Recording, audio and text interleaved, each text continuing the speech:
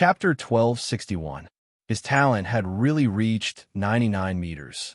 Everyone present was shocked by this result. It wasn't until the spirit chi vortex above Xiao Chen's head slowly disappeared and Xiao Chun walked out of the talent testing stone that the old servant beside Yin Yangzi recovered from his shock. It was no wonder that the old servant was so shocked. What did a genius with a talent of 99 meters represent? One had to know that among the 100 races in the Central World, there were only 3 races with a talent of 99 meters. Now, the human race also had such a peerless prodigy. The old servant took a deep look at Xiao Chun, not knowing what to say. It was at this moment that Yin Yangzi suddenly appeared. Yin Yangzi was originally hidden in the void, but after witnessing Xiao Chen's talent with his own eyes, Yin Yangzi finally decided to show himself and meet Xiao Chun. With such talent, Xiao Chun was enough for Yin Yangzi to pay attention to. His hair, which was half black and half white, was extremely eye-catching. As Yin Yangzi appeared, the old servant was the first to bow. Then, Xiao Chun, Qin Shiru, and the other 2 girls followed suit. Yin Yangzi didn't react to everyone's greetings. He looked at Xiao Chun and said indifferently, "Everyone, you may leave now. You guys can leave now. I want to talk to Xiao Chun alone." He signaled the old servant, Qin Shu, and the other 3 women to withdraw first. Hearing this, no one said anything. After all, as a great holy emperor, no one in the heavenly Yin Yang sect could disobey Yin Yangzi's words. Everyone left, and soon, only Yin Yangzi and Xiao Chun were left on the mountain peak. This wasn't the first time he had seen Yin Yangzi, but the first time was when the sacred palace was attacked by the Ghost King sect. At that time, Xiao Chun only glanced at Yin Yangzi from afar, and the 2 didn't communicate much. Later, because of the spatial turbulence, Xiao Chun naturally didn't have the chance to come in contact with Yin Yangzi. It would be a lie to say that he wasn't nervous when facing the great sage so close for the first time. However, without giving Xiao Chun much time to think, Yin Yangzi had already arrived beside Xiao Sheng and said indifferently, "Is there really no other choice about the matter with Bai Qiran?" He didn't expect Yin Yangzi to bring up this matter as soon as he spoke. Clearly, the talent that Xiao Chun had displayed had changed Yin Yangzi's mind. A talent of 99 meters was enough for Yin Yangzi to value Xiao Chun. Moreover, if Yin Yangzi really had to choose between Xiao Chun and Bai Qiran, then Yin Yangzi would probably choose Xiao Chun. The reason was very simple. Although Xiao Chen's current cultivation and strength were inferior to Bai Qiran's, in terms of talent and potential, Bai Qiran couldn't catch up to Xiao Chun. The difference of 1 meter between 98 and 99 meters was not to be underestimated. At this level, a difference of 1 meter was the difference between heaven and earth. Even though Bai Qiran was now a chosen on the Saint rankings, with his talent, entering the top 50 of the Saint rankings was already his limit. However, Xiao Chun was different. With a talent of 99 meters, Xiao Chun had hope of reaching the top 3 of the Saint rankings. In other words, Xiao Chun had the qualifications to reach the top 3 of the Saint rankings. Because of this, because Xiao Chun had greater potential, Yin Yangzi was now more inclined toward Xiao Chun. As long as Xiao Chun wasn't a chosen, his future achievements would definitely surpass Bai Qiran's and help the Heavenly Yin Sun sect and the entire human race more than Bai Qiran. However, even though he was already biased, Yin Yangzi still couldn't help but ask at the last moment. It would naturally be best if Xiao Chun and Bai Qiran could bury the hatchet.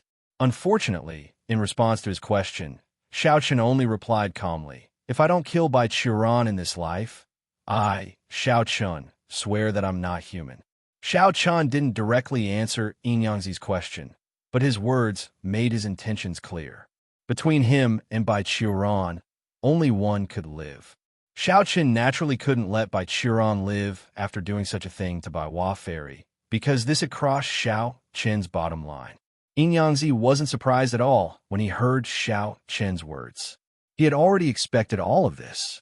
He had only asked this because he wanted to try again. Perhaps there would be a miracle. It was impossible for Xiao Chun and Bai Qiran to coexist. Yin Yangzi understood and didn't continue on this topic. Yin Yangzi continued, "In that case, what do you want me to do?" Yin Yangzi's words were very straightforward. He also wanted a rope in Xiao Chun.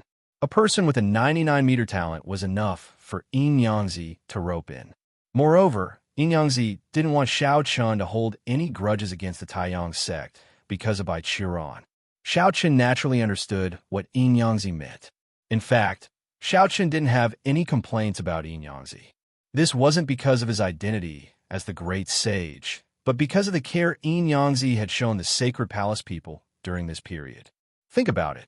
Without Yin Yangzi's care, the situation would have only become more serious. It was also because of Yin Yangzi that Bai Qiran had many concerns when she acted, which allowed the sacred palace people to be safe. Xiao Chun was very grateful to Yin Yangzi. Therefore, after hearing Yin Yangzi's words, Xiao Chun didn't think too much and cupped his hands. Patriarch, there's no need to do anything. This is a matter between me and Bai Qiran. It should be resolved by us. There was no need for Yin Yangzi to do anything. If he needed external help to deal with Bai Qiran, Xiao Chun would have agreed when Long Yang suggested he do it. Yin Yangzi nodded in satisfaction when he heard Xiao Chen's answer. Xiao Chen's performance had left a good impression on Yin Yangzi. If Xiao Chun had asked him to punish Bai Qiran, Yin Yangzi wouldn't have said anything, but his impression of Xiao Chun would definitely have dropped. However, Xiao Chun didn't do so, which surprised Yin Yangzi a little. He nodded slightly. Yin Yangzi said, "You're still not on the Saint Sage list. You're still not a chosen on the hallowed rankings. So, you can only be a prospective chosen of my heavenly Yin Yang sect for now. However, with your talent, it won't be long before you make it onto the hallowed rankings. You should focus on your cultivation during this period of time. If there's anything else, wait until you make it onto the hallowed rankings." Since Xiao Chun didn't need him to do anything, Yin Yangzi naturally wouldn't force him. At the same time, he told Xiao Chun that with his current situation, successfully making it onto the Saint Sage list was his top priority. Everything else could be set aside for now. Xiao Chun clasped his hands respectfully when he heard Yin Yangzi's words. "I will remember your teachings, Patriarch. All right, get ready. The heavenly Yin Valley is about to open. This time, you will enter together. This is a cultivation treasure ground for our heavenly Yin Yang sect. I believe it will be of great help to you," Yin Yangzi said. "Please add me to your collection. Please recommend me." Chapter 1262. The opening of the Heavenly Yin Valley was definitely a major event for the Heavenly Yin Taiyang sect. Countless disciples would fight for a spot to enter the Heavenly Yin Valley. However, Yin Yangzi had given such a precious spot to Xiao Chun so easily. Logically speaking, Xiao Chun did not have the qualifications to enter the Heavenly Yin Valley. However, since Yin Yangzi had spoken, there was naturally no problem. From this, it could be seen how much importance Yin Yangzi attached to Xiao Chun. This was normal. After all, Xiao Chun's talent was there for all to see. With such a peerless genius, Yin Yangzi would be stupid if he did not put an effort to nurture him. Xiao Chun still did not know how precious the spot to enter the Heavenly Yin Valley was, so he did not feel anything when he heard Yin Yangzi's words. Seeing that Xiao Chun nodded in agreement, Yin Yangzi continued. "Also, since you insist on resolving the matter with Bai Qiran yourself, there's nothing much I can say. However, there's something I have to remind you of. Talent is talent, but you have to be careful before talent turns into strength. You mustn't do anything brainless. After all, no matter how talented a dead person is, it's not worth mentioning." Yin Yangzi took the initiative to remind him. As soon as this sentence came out, it further proved Yin Yangzi's choice. Of course, Xiao Chun could only say that Yin Yangzi was overthinking. Xiao Chun had never been a flower that grew up in a greenhouse. Xiao Chun understood this logic even without Yin Yangzi's reminder. Talent was talent, strength was strength. These were two different things. Xiao Chun knew very well that he was no match for Bai Qiran now, so he had never thought of taking revenge on Bai Qiran now. Of course, Xiao Chun also firmly believed that it would not be long before he could catch up to Bai Qiran. Bai Qiran would be the best stepping stone for him to climb onto the saint leaderboard and become a saint. Xiao Chun wanted to use Bai Qiran's life to establish his position on the saint leaderboard. However, before that, he could collect some interest. Since Yin Yangzi was also here, Xiao Chun took the opportunity to speak. Patriarch, I have a presumptuous request. You want to enter the Sunless Mountain? As soon as Xiao Chun finished speaking, Yin Yangzi already knew what he wanted to say. Xiao Chun wanted to enter Mount Sunless and kill the 4 prospective sons. After all, the 4 prospective sons were also involved in the incident that night. Moreover, Siju and Green Bamboo were taken away by the 4 of them. Therefore, the 4 of them deserved to die. Xiao Chen's patriarchs, after all, the 4 prospective saints of the Taiyang sect. After all, the 4 prospective saints. Hearing that Yin Yangzi directly exposed his thoughts, Xiao Chen did not hide it and nodded solemnly. Patriarch, these 4 people have evil intentions and deserve to be killed, but they are all prospective saints of the Taiyang sect. The loss will be the strength of the Taiyang sect, Yin Yangzi said indifferently.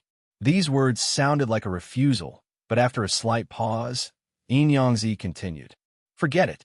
You can enter the Sunless Mountain with this token. Yin Yangzi unexpectedly agreed and casually threw a black token to Xiao Chun.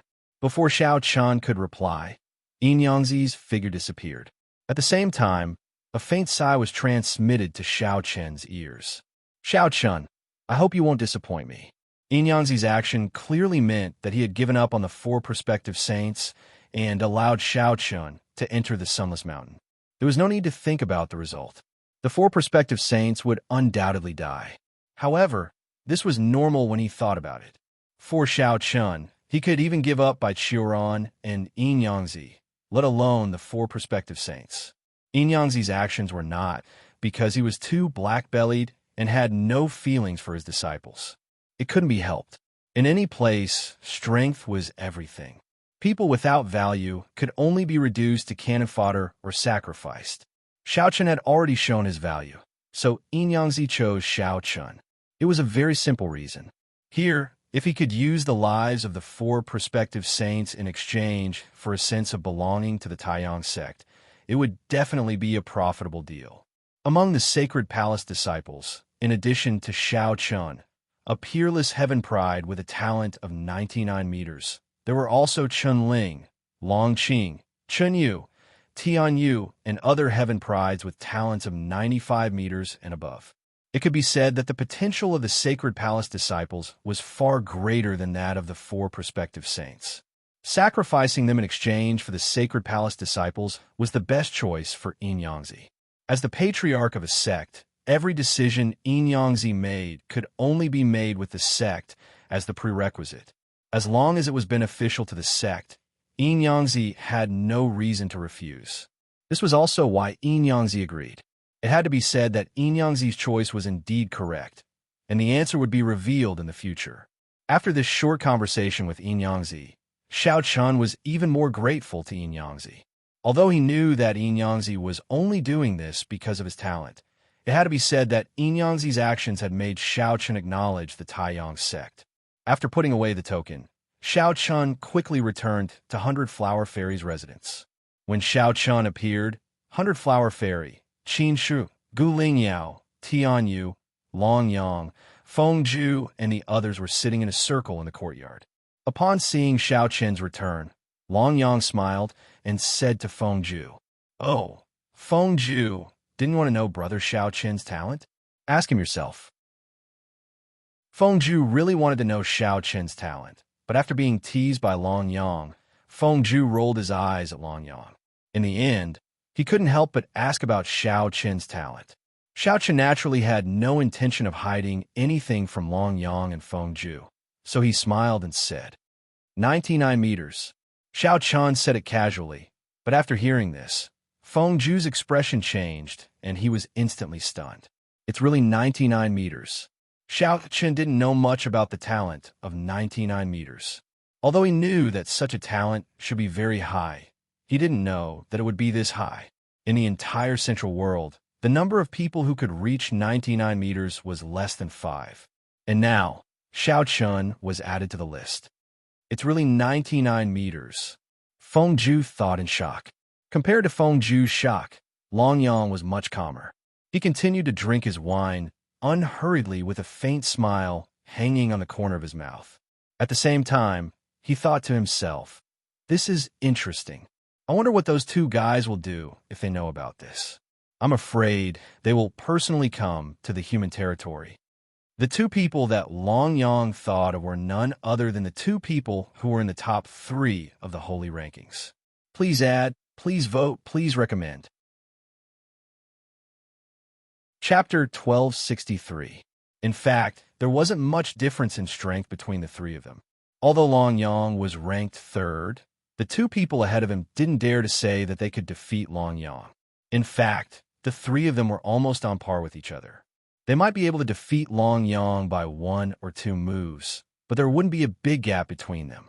Moreover, it was hard to say who would win if they were to fight to the death. Therefore, the top 3 of the holy rankings were actually on the same level. There is no such thing as the first place being stronger than the second or third place. Long Yang couldn't help but look forward to what would happen if the other two found out that Xiao Qin's talent had also reached 99 meters. Given their personalities, they would probably do anything. Perhaps that was why Yin Yangzi wanted to keep it a secret. After all, Xiao Chun hadn't really matured yet. It wouldn't be a good thing to expose his talent too early. Although the Yin and Yang sects could protect Xiao Chun, it would be troublesome if the holy rankings were involved. After all, the holy rankings were special existences in the Central World. They were practically above the 100 races. Take Long Yang and Feng Zhu as an example. The two of them could move freely in the human territory, but the human experts didn't dare to attack them. Xiao Chun and Long Yang had a lot to drink. Xiao Chun also told everyone that he was going to Sunless Mountain. Everyone naturally knew why Xiao Chun was going to Sunless Mountain. However, Qin Shiru and the other 3 women were worried. "Husband, those 4 guys are shameless, but they aren't weak. You're going alone." "Don't worry, I won't go alone." "Siju, go inform big brother, second sister, and senior brother Chinyu that they'll go with me to Sunless Mountain tomorrow." Xiao Chun smiled in response to the 4 women's worry. Of course, he couldn't go alone. Although Xiao Chun was confident in his own strength, he wasn't stupid. With his current strength, he might be stronger than the 4 prospective holy sons. However, it was still impossible for him to fight the 4 of them alone. After all, anyone the prospective holy sons of the Yin and Yang sects possessed the strength of a holy sun in the North Star boundary.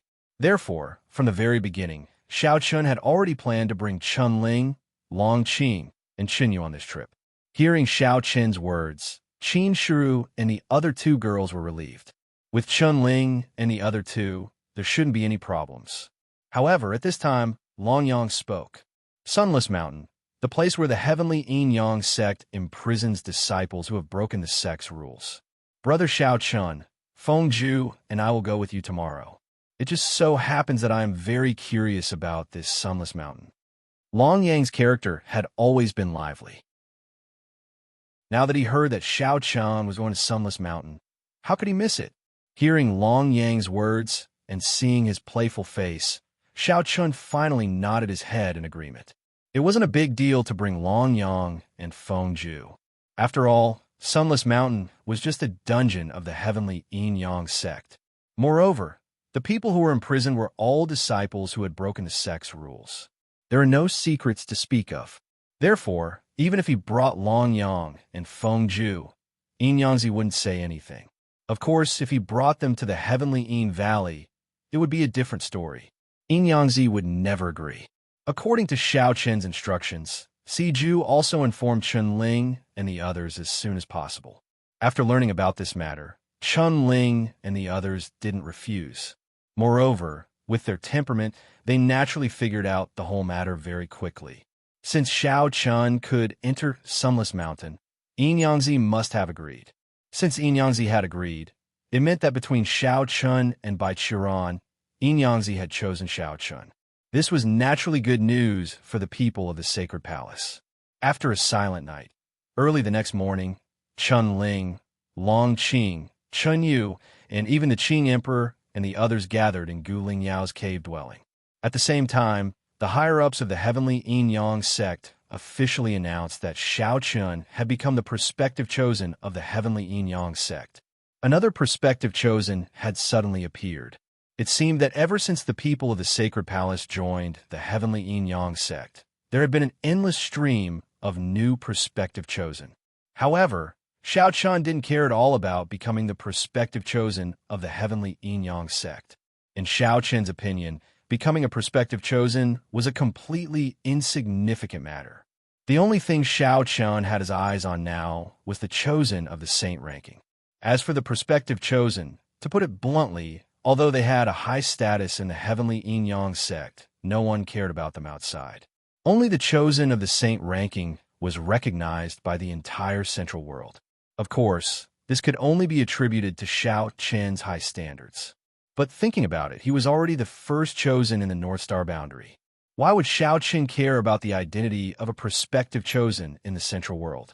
Paying no attention to what was happening outside, Xiao Chun and the others sat in the main hall of the 100 Flower Fairies cave dwelling.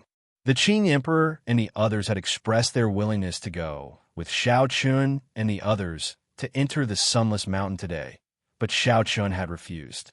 This time, they were only going to enter the Sunless Mountain to kill the 4 prospective chosen.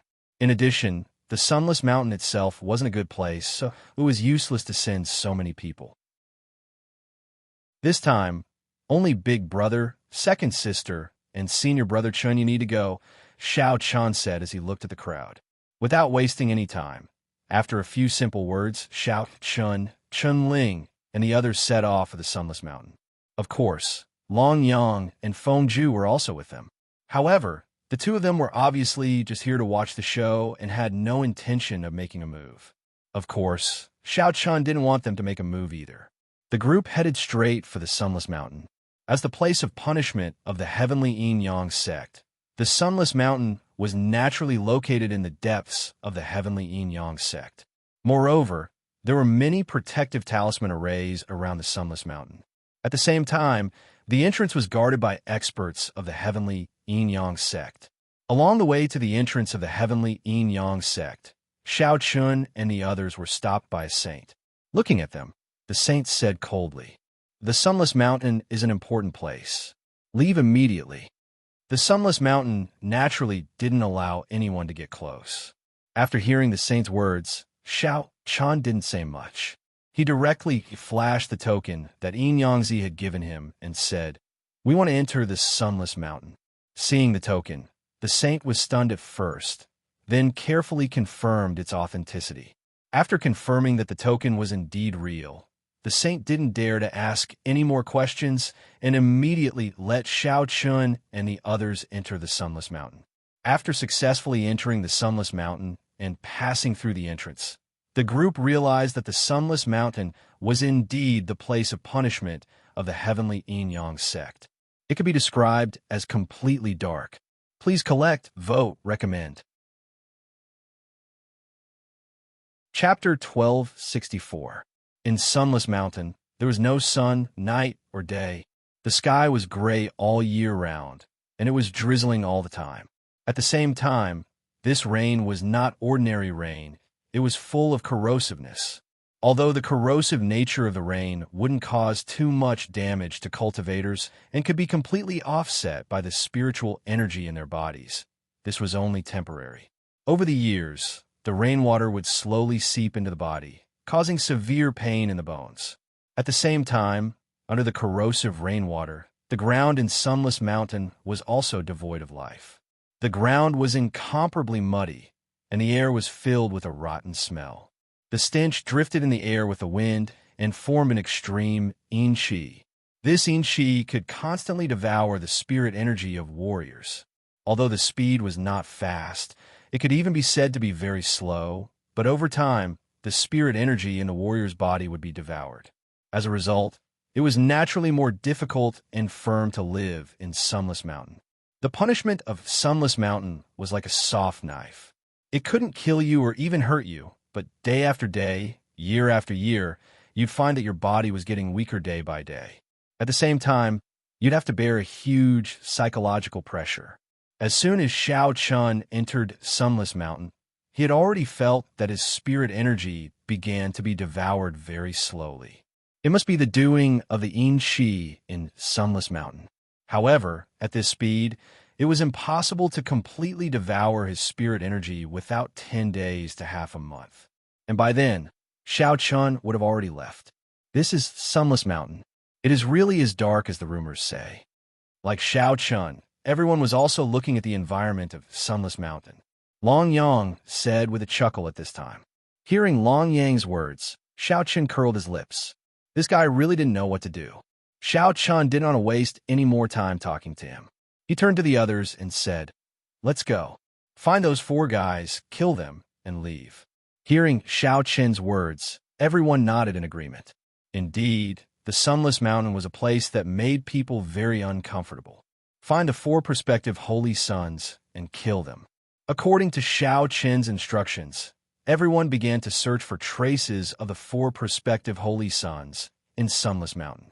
The Sunless Mountain was not large, and those who were imprisoned there were all disciples of the yin and yang sects who had broken the sect's rules. Their cultivation had not been sealed, nor had their movements been restricted. At the very least, they could move freely within the Sunless Mountain. Because of this, Xiao Chun and the others were stopped by a dozen ragged disciples of the heavenly yin and extreme yang sect before long. Looking at Xiao Chun and the others, a hint of mockery flashed in the eyes of these disciples. The leader even sneered and said, "Oh, there's a newcomer. Come over and take off your clothes." Not knowing the identity of Xiao Chun and the others, these people only thought that Xiao Chun was also imprisoned in Sunless Mountain because he had broken the sect's rules. Seeing the brand new clothes on Xiao Chun and the others, the disciples' eyes lit up. In a place like Sunless Mountain, people's needs were greatly reduced. A clean set of clothes was enough to make these disciples go crazy. Therefore, when they saw Xiao Chun and the others, they were all ready to snatch them. However, these people were clearly looking for the wrong target. Hearing these words, Xiao Chun glanced at Chun Ling beside him. Chun Ling also understood and stepped forward, looking at the leader in front of him as he said, "Where are Wang Ju and the others?" Wang Ju was one of the 4 prospective holy sons. Hearing Chun Ling's words, the leader was stunned at first, but then he angrily cursed. "You're courting death. Seeing your brother Wang Ju's name is not something you can casually call. Cut the crap and take off your clothes, or else." The leader obviously knew Wang Ju, and from the looks of it, he was quite aggressive towards Wang Ju. In fact, this was normal. After all, Wang Ju was the prospective holy son of the heavenly yin-yang sect. When ordinary disciples faced him, it was certain that they would be respectful. Since they knew Wang Ju, it was easy to deal with them. Therefore, before the leader could finish speaking, Chunling directly chose to attack. They were just ordinary disciples of the heavenly yin-yang sect. These people were naturally not Chunling's match. Not long after, these more than 10 people were beaten to the ground one by Chunling.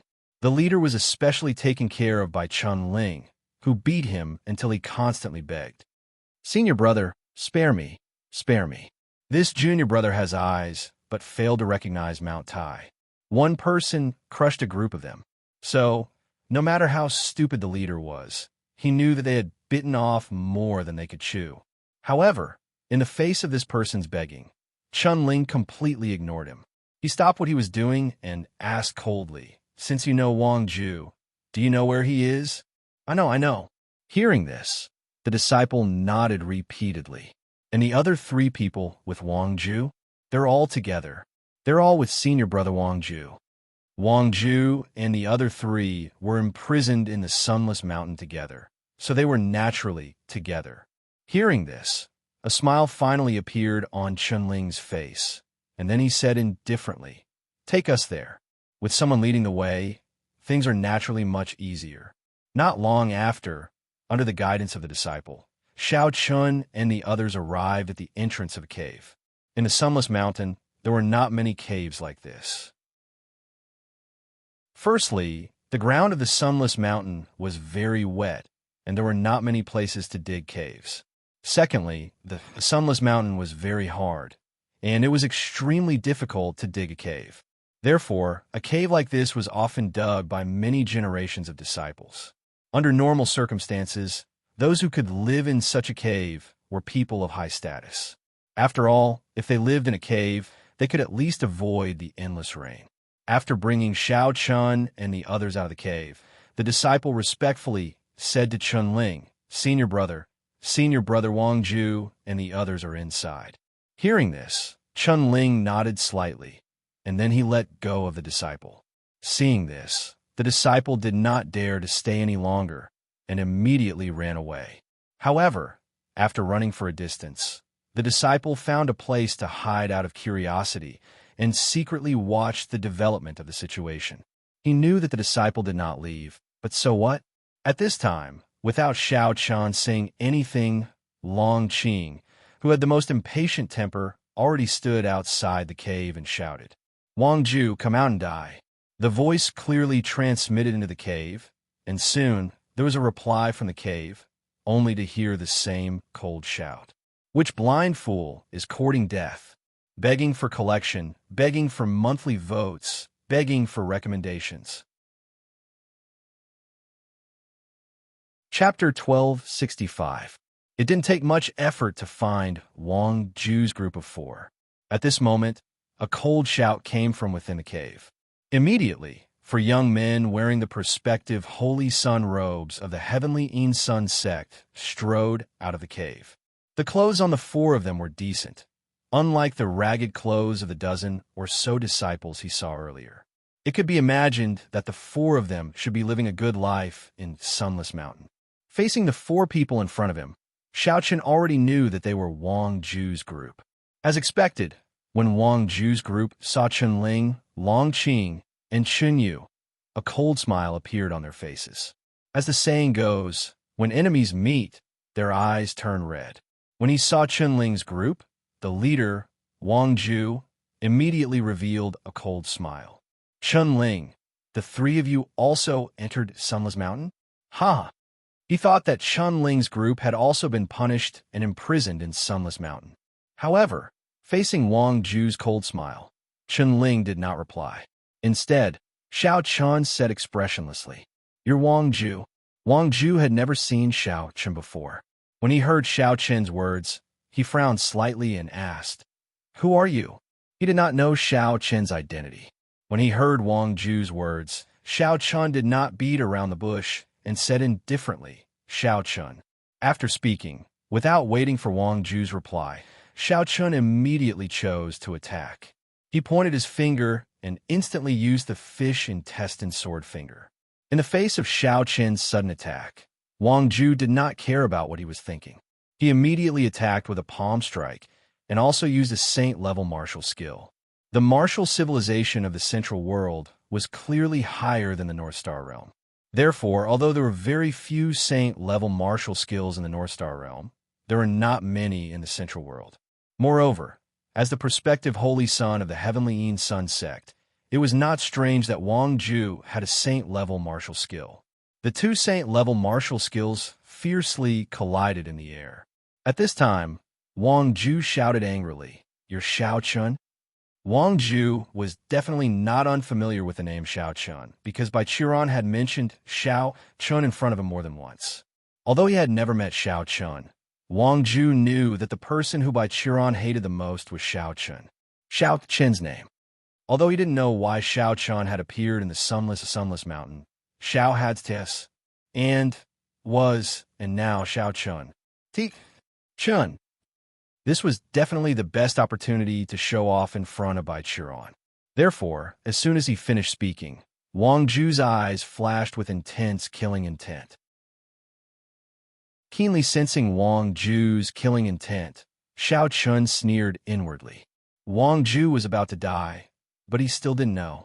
He actually wanted to kill Wang Ju and then claim credit from Bai Qiran.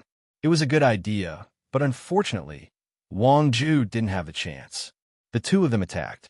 On the side, Chun Ling, Long Qing, and Chun Yu also attacked. As for Long Yang and Feng Ju, they stood to the side and didn't have the slightest intention of joining in. This time, they entered the Sunless Mountain to kill Wang Ju's group with Yin Yangzi's approval. Therefore, Xiao Chen's group didn't have the slightest hesitation when they attacked. In a head-on collision, The fish intestine sword finger and Wang Ju's palm print canceled each other out and slowly dissipated. However, at the same time, Xiao Chun had already summoned the dustless sword and moved his feet to attack Wang Ju. Over the years, as Xiao Chen's strength improved, the dustless sword, which was formed from the heavenly sword embryo, naturally couldn't not improve at all. Compared to when it was just formed, the dustless sword was many times stronger. As the sword slashed down, a terrifying sword intent wreaked havoc. The ground was cut open, and the sword rushed towards Wang Ju like lightning. Facing Xiao Chen's attack again, Wang Ju was a little surprised. He didn't expect Xiao Chun to be so strong. However, before he could think too much, Xiao Chen's sword had already arrived. Wang Ju immediately blocked it. The two of them fought fiercely. After a short few tens of moves, Xiao Chen already had a rough understanding of Wang Ju's strength. As expected of the heavenly yin-yang sect's quasi-saint, Wang Ju's strength was extremely formidable.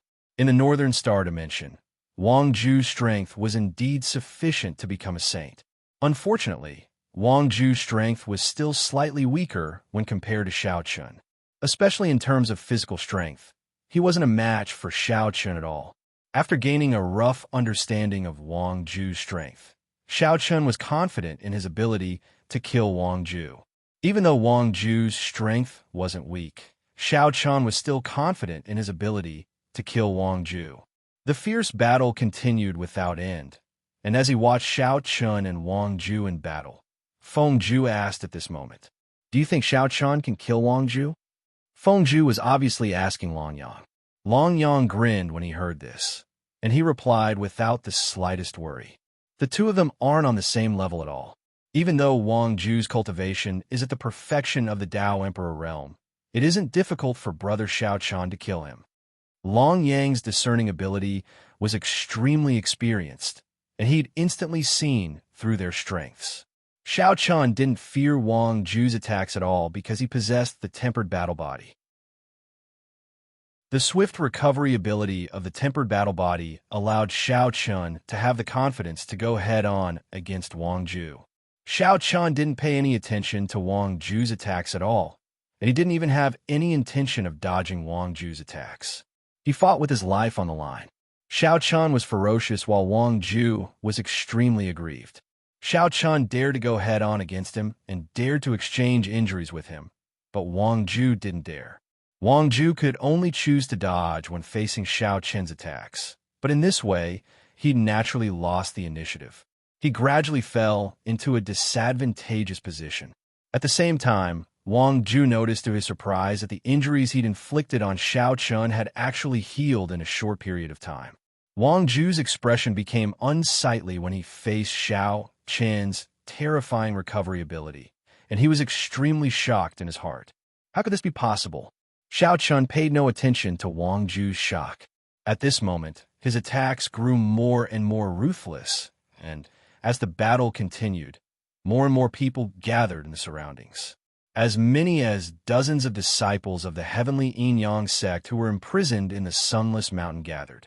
They looked at the two sides, fighting fiercely with puzzled expressions. What was going on? They didn't know what was going on, and under everyone's gaze, about half an hour passed. Xiao Chun was still in peak condition, and Wang Ju was already seriously injured. Wang Ju naturally couldn't be Xiao Chen's opponent. Wang Ju's sword slashed down. Seeing that there was no way to dodge Xiao Chen's sword, Wang Ju shouted in horror, "Xiao Chun, you can't kill me. The disciples of the heavenly yin-yang sect are forbidden from killing each other. If you kill me, you won't be able to escape. Today, I'll make up for the 2 chapters 1-0. This is the first chapter. Please collect it. Please recommend it." Chapter 1266. Wang Ju cried out in horror in the face of Xiao Chen's fatal strike. However, Xiao Chun completely ignored his cries. The moment the 4 of them attacked Green Bamboo and Siju, their fates had already been decided. Although the 4 of them were the prospective holy sons of the Taiyang sect, in Xiao Chen's heart, they were far inferior to Green Bamboo and Siju. Therefore, when Wang Ju begged for mercy, Shao Qin's sword sliced across Wang Ju's neck without the slightest hesitation. Instantly, a bloody head flew into the air. Wang Ju was killed. Seeing this scene, the surrounding people were dumbfounded. How was this possible? Where did Shao Qian get the courage to kill Wang Ju? No one could believe that Wang Ju was killed just like that. Moreover, he died in the Sunless Mountain. Shao Qian ignored the surrounding people's shock. Killing Wang Ju was just collecting some interest in advance for Shao Qian. The person who deserved to be killed the most was still Bai Qiran. However, Shao Qian didn't have the strength to face Bai Qiran head-on for the time being. But it wouldn't be long before Shao Qian personally beheaded Bai Qiran. He had already decided to use Bai Qiran's head to help him become a chosen on the saint rankings. The day Shao Qian became a chosen on the saint rankings would be the day Bai Qiran's head fell to the ground. Shao Qian's expression was calm. He didn't show much emotion about killing Wang Ju. Although Wang Ju was the prospective holy son of the Taiyang sect, and his strength was enough to become a chosen in the North Star boundary, compared to Shao Qian, Wang Ju's strength was still inferior. Coupled with the terrifying self-healing ability of the tempered battle body's third level, Wang Ju was even less of a match. Putting away the dustless sword, Shao Qian glanced indifferently at Wang Ju's corpse, then turned around and went to Long Yang and Feng Ju's side. He had no intention of helping Chun Ling and the other two because their battle was nearing its end. The outcome was already decided, so there was no need for Shao Qian to intervene. Without any surprise, Chun Ling and the other two finished their battles one after another in half an hour. In this way, Wang Ju and the other three prospective holy sons were all killed without exception. 4 prospective holy sons had died in a row, and the people watching from afar were already scared out of their wits. This was simply too crazy. He actually dared to kill the prospective holy sons of the heavenly Yin and Taiyang sects, and it was in the Sunless Mountain. No one dared to approach Shao Qian's group due to their shock and fear. In response, Shao Qian was also happy to be free. He glanced at the corpses of Wang Ju and the other 3 again before speaking in an indifferent voice. Let's go. Since the person had already been killed, there was naturally no need to continue staying in the Sunless Mountain. With Yin Yangzi's token in hand, Shao Qian's group smoothly left the Sunless Mountain.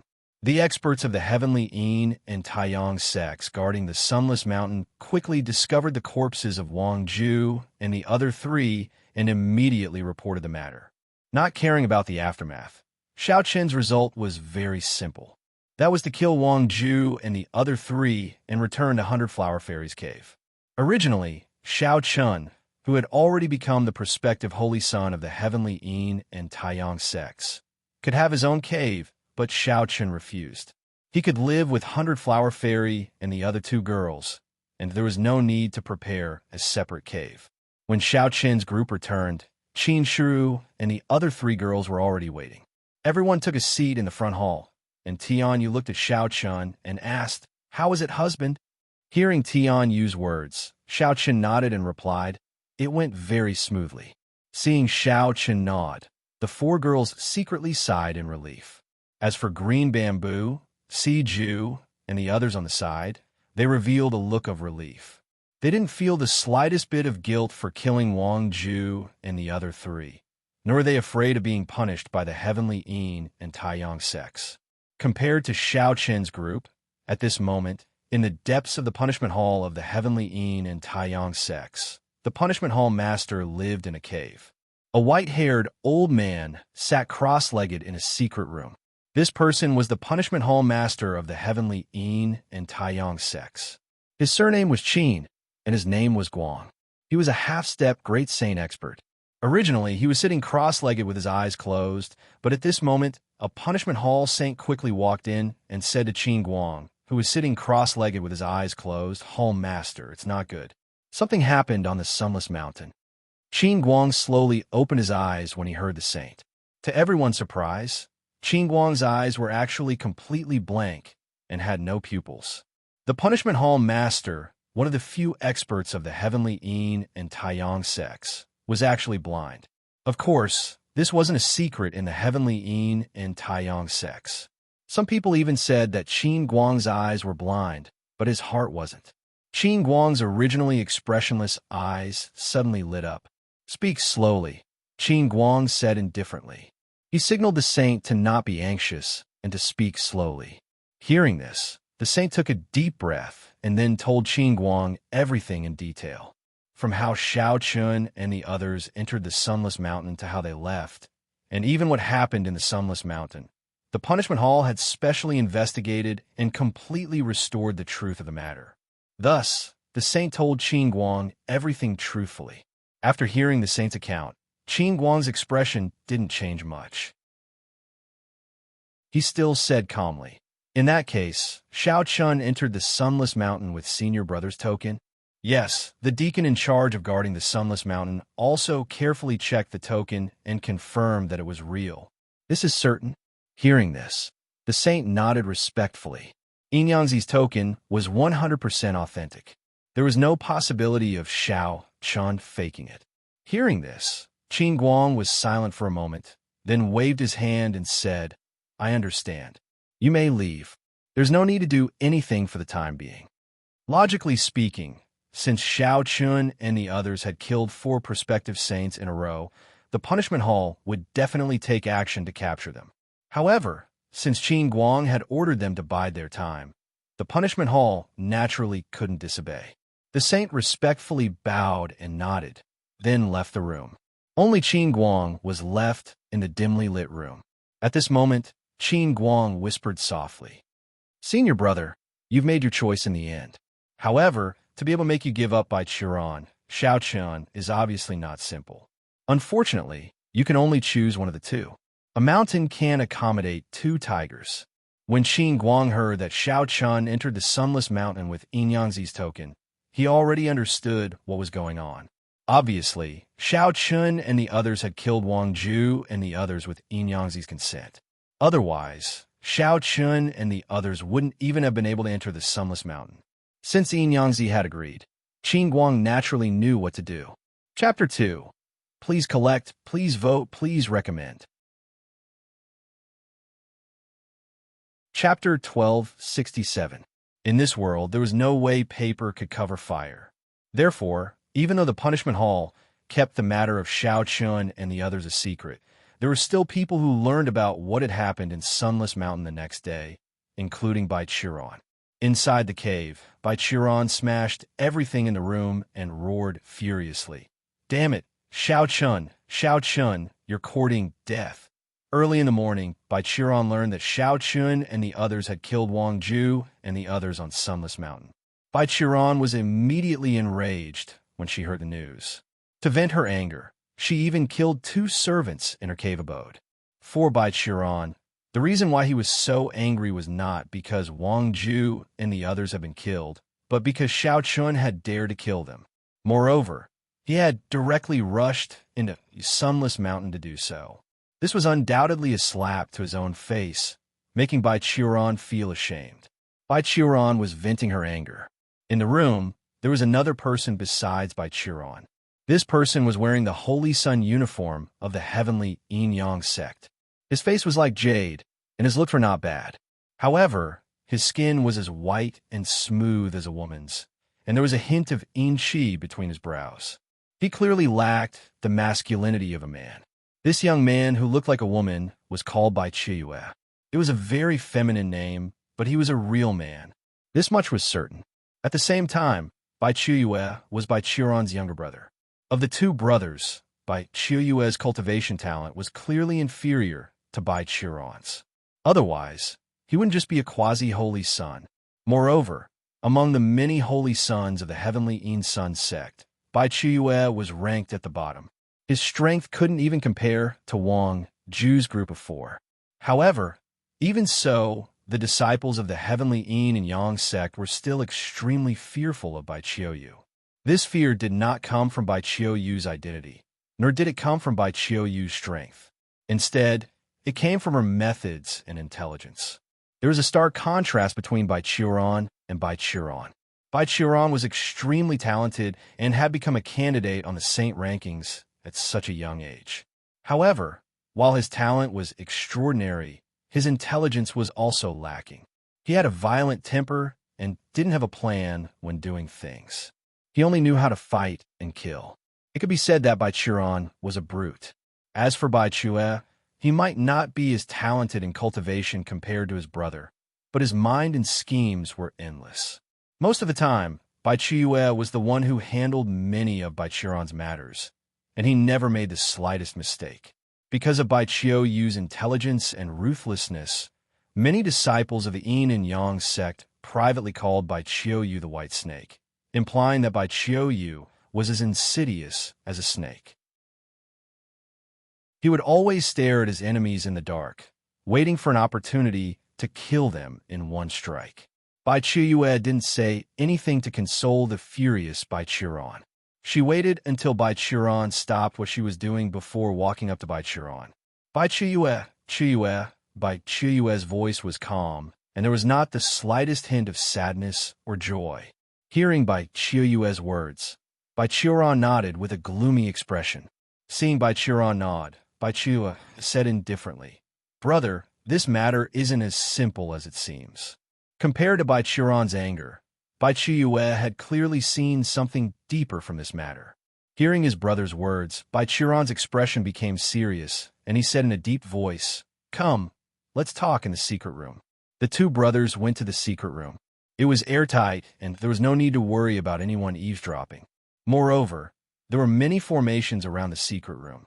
As long as someone approached, Bai Qiran would be able to sense it immediately. In the dark secret room, Bai Qiran and Bai Qiu sat opposite each other. Bai Qiran looked at his younger brother and asked, "Speak." Bai Qiu nodded slightly and said, "According to the information, the reason Shao Chun and the others could enter Sunless Mountain was because they had the Ancestor's token. Moreover, the token is confirmed to be real.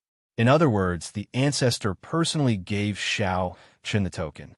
That's why Shao Chun and the others could enter Sunless Mountain so smoothly and attack Wang Ju and the others," Bai Qiu said slowly. Hearing that, Bai Qiran was somewhat confused and said impatiently, "Don't beat around the bush. If you have something to say, just say it." Clearly, Bai Qiran still hadn't reacted. Seeing that, Bai Qiu's expression darkened, and he said solemnly, "In other words, the Ancestor tacitly approved of this entire matter. The Ancestor tacitly approved of Shao Chun and the others killing Wang Ju and the others. The Ancestor tacitly approved? Why? Wang Ju and the others are quasi-chosen. How could the Ancestor tacitly approve of Shao Chun killing them?" Bai Qiran said in disbelief. It had to be said that Bai Qiran's intelligence was indeed worrying. Seeing that, Bai Qiu could only make things clearer. "Actually, all of this is related to you, big brother. The matter between you and Shao Chun is now known throughout the entire Taiyang sect. The Ancestor clearly knows about this matter as well. There's no room for reconciliation between the two of you, so the Ancestor naturally has to choose one of you. Judging from the current situation, the Ancestor should have chosen Shao Chun and given up on you, big brother. So, Shao Chun can kill Wang Ju and the others this time. In that case, if Shao Chun kills you in the future, the Ancestor won't say anything either," Bai Qiu said slowly. At this point, no matter how stupid Bai Qiran was, he knew that the Ancestor Yin Yangzi had given up on him. But why? He was a chosen on the holy rankings. How could Yin Yangzi give him up and choose that outsider, Shao Chun? Why? Why did the Ancestor choose Shao Chun? Bai Qiran couldn't help but ask in confusion, unwillingness, and anger. Facing Bai Qiu's question, a cold glint flickered in his eyes. It's probably related to Shao Chun's talent. It had to be said that Bai Qiu was indeed smart. He hadn't even met Shao Chun yet, but he'd already guessed most of what had happened. He'd even guessed why Yin Yangzi had chosen Shao Chun, and it was completely correct. Logically speaking, Shao Chun's combat strength and cultivation were inferior to Bai Qiran's, but Yin Yangzi had still chosen Shao Chun in the end. Then there was only one possibility, and that was that Shao Chun's talent was higher than Bai Qiran's. And Bai Qiran was already a chosen on the holy rankings. For Yin Yangzi to choose Shao Chun based on his talent alone, It was clear that Xiao Qin's talent wasn't just a little bit higher than Bai Qiran's. Instead, it was on a whole new level. Chapter 3. Please collect, please vote, please recommend. Chapter 1268.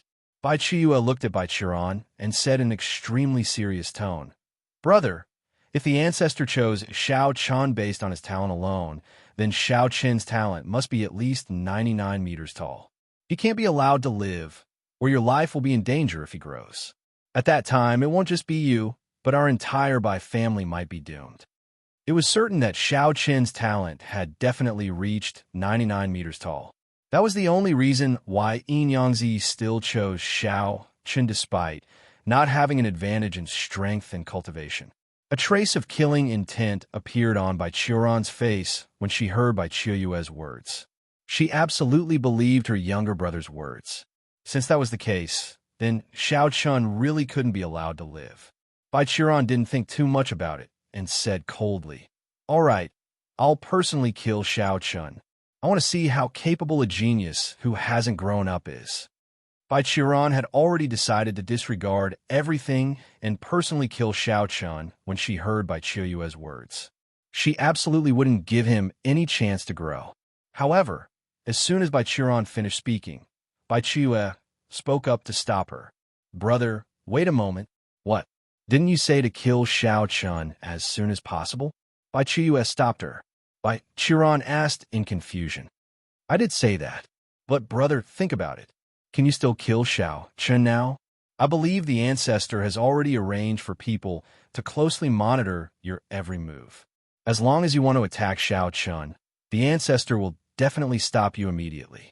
So, brother, you can't personally kill Xiao Qun." Bai Qiran's thoughts on killing Xiao Qun were very simple.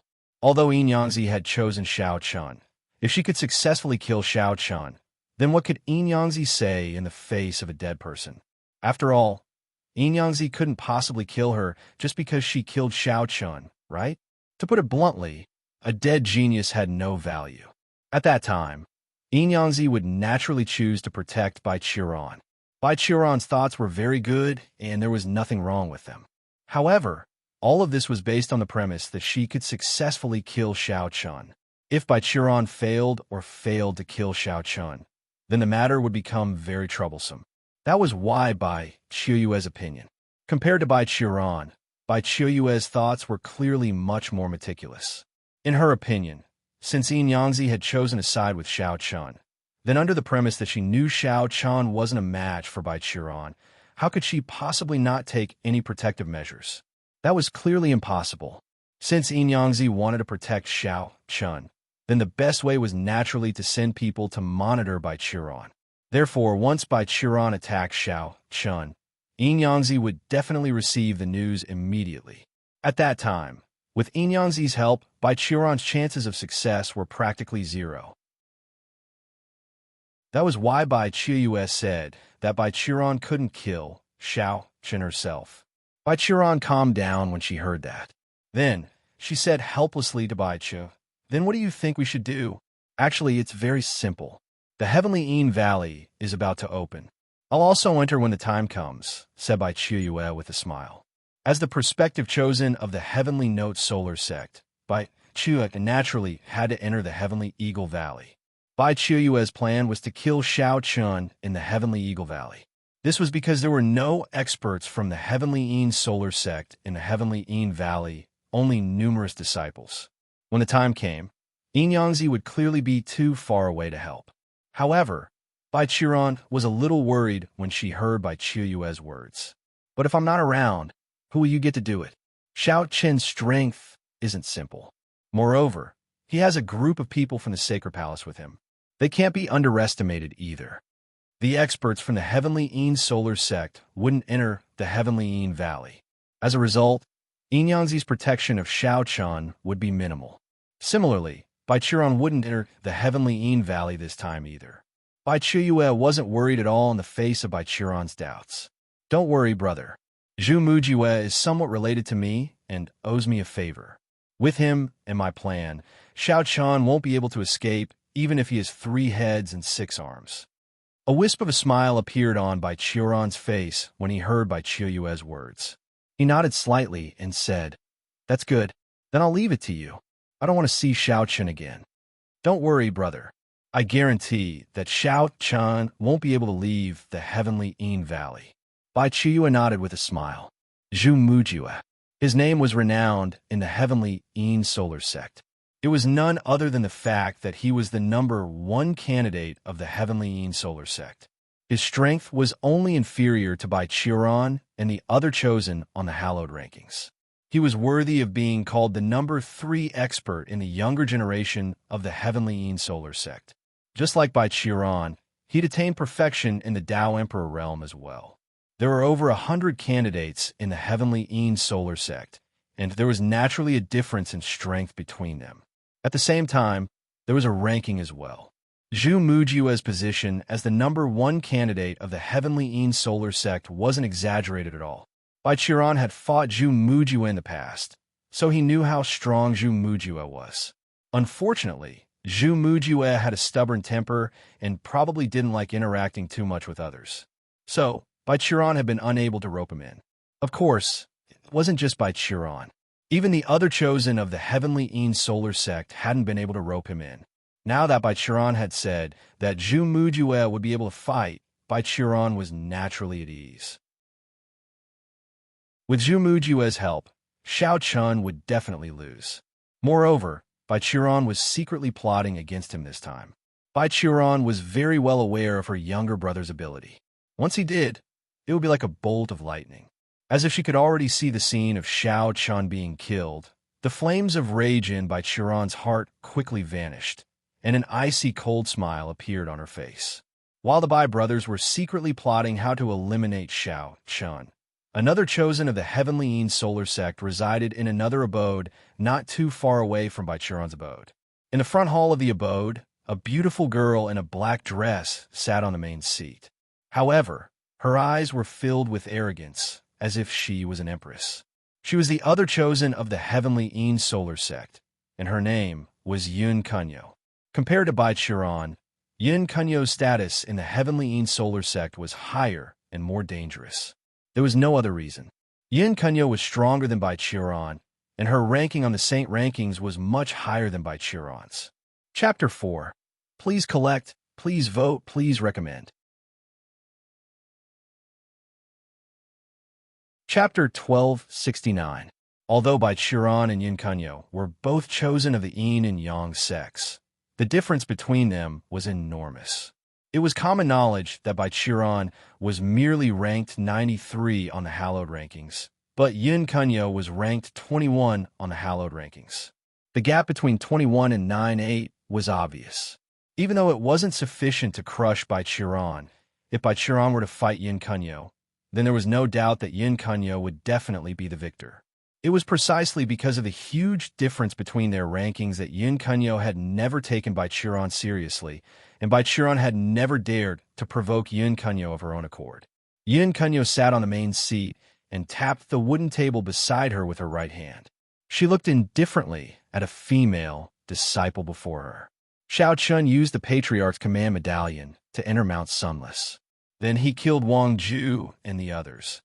"Yes, but the punishment hall hasn't done anything yet," replied the female disciple respectfully.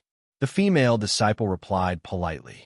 From her attire, it was not difficult to tell that she was a candidate of the Yin and Yang sect. She was called Lin Yao, and it was said that she was an orphan that Yun Kunyo had picked up when she was young. She had entered the Yin and Yang sects with Yun Kunyo and could be said to be the person closest to Yun Kunyo. At the same time, she was ranked second among the candidates of the Yin and Yang sects, and her strength was second only to Zhu Mujue. A day had already passed, but the punishment hall still hadn't done anything. Yun Kunyo smiled disdainfully when she heard Lin Yao's words. "That's right. It's impossible for the punishment hall to do anything about this. But is there anything wrong with Bai Qiuran?" Yun Kunyo's expression was full of contempt when she spoke of Bai Qiuran, as if she looked down on the person who was also ranked on the Saint rankings. Lin Yao's expression didn't change in the face of Yun Kunyo's disdain. Perhaps she was used to it.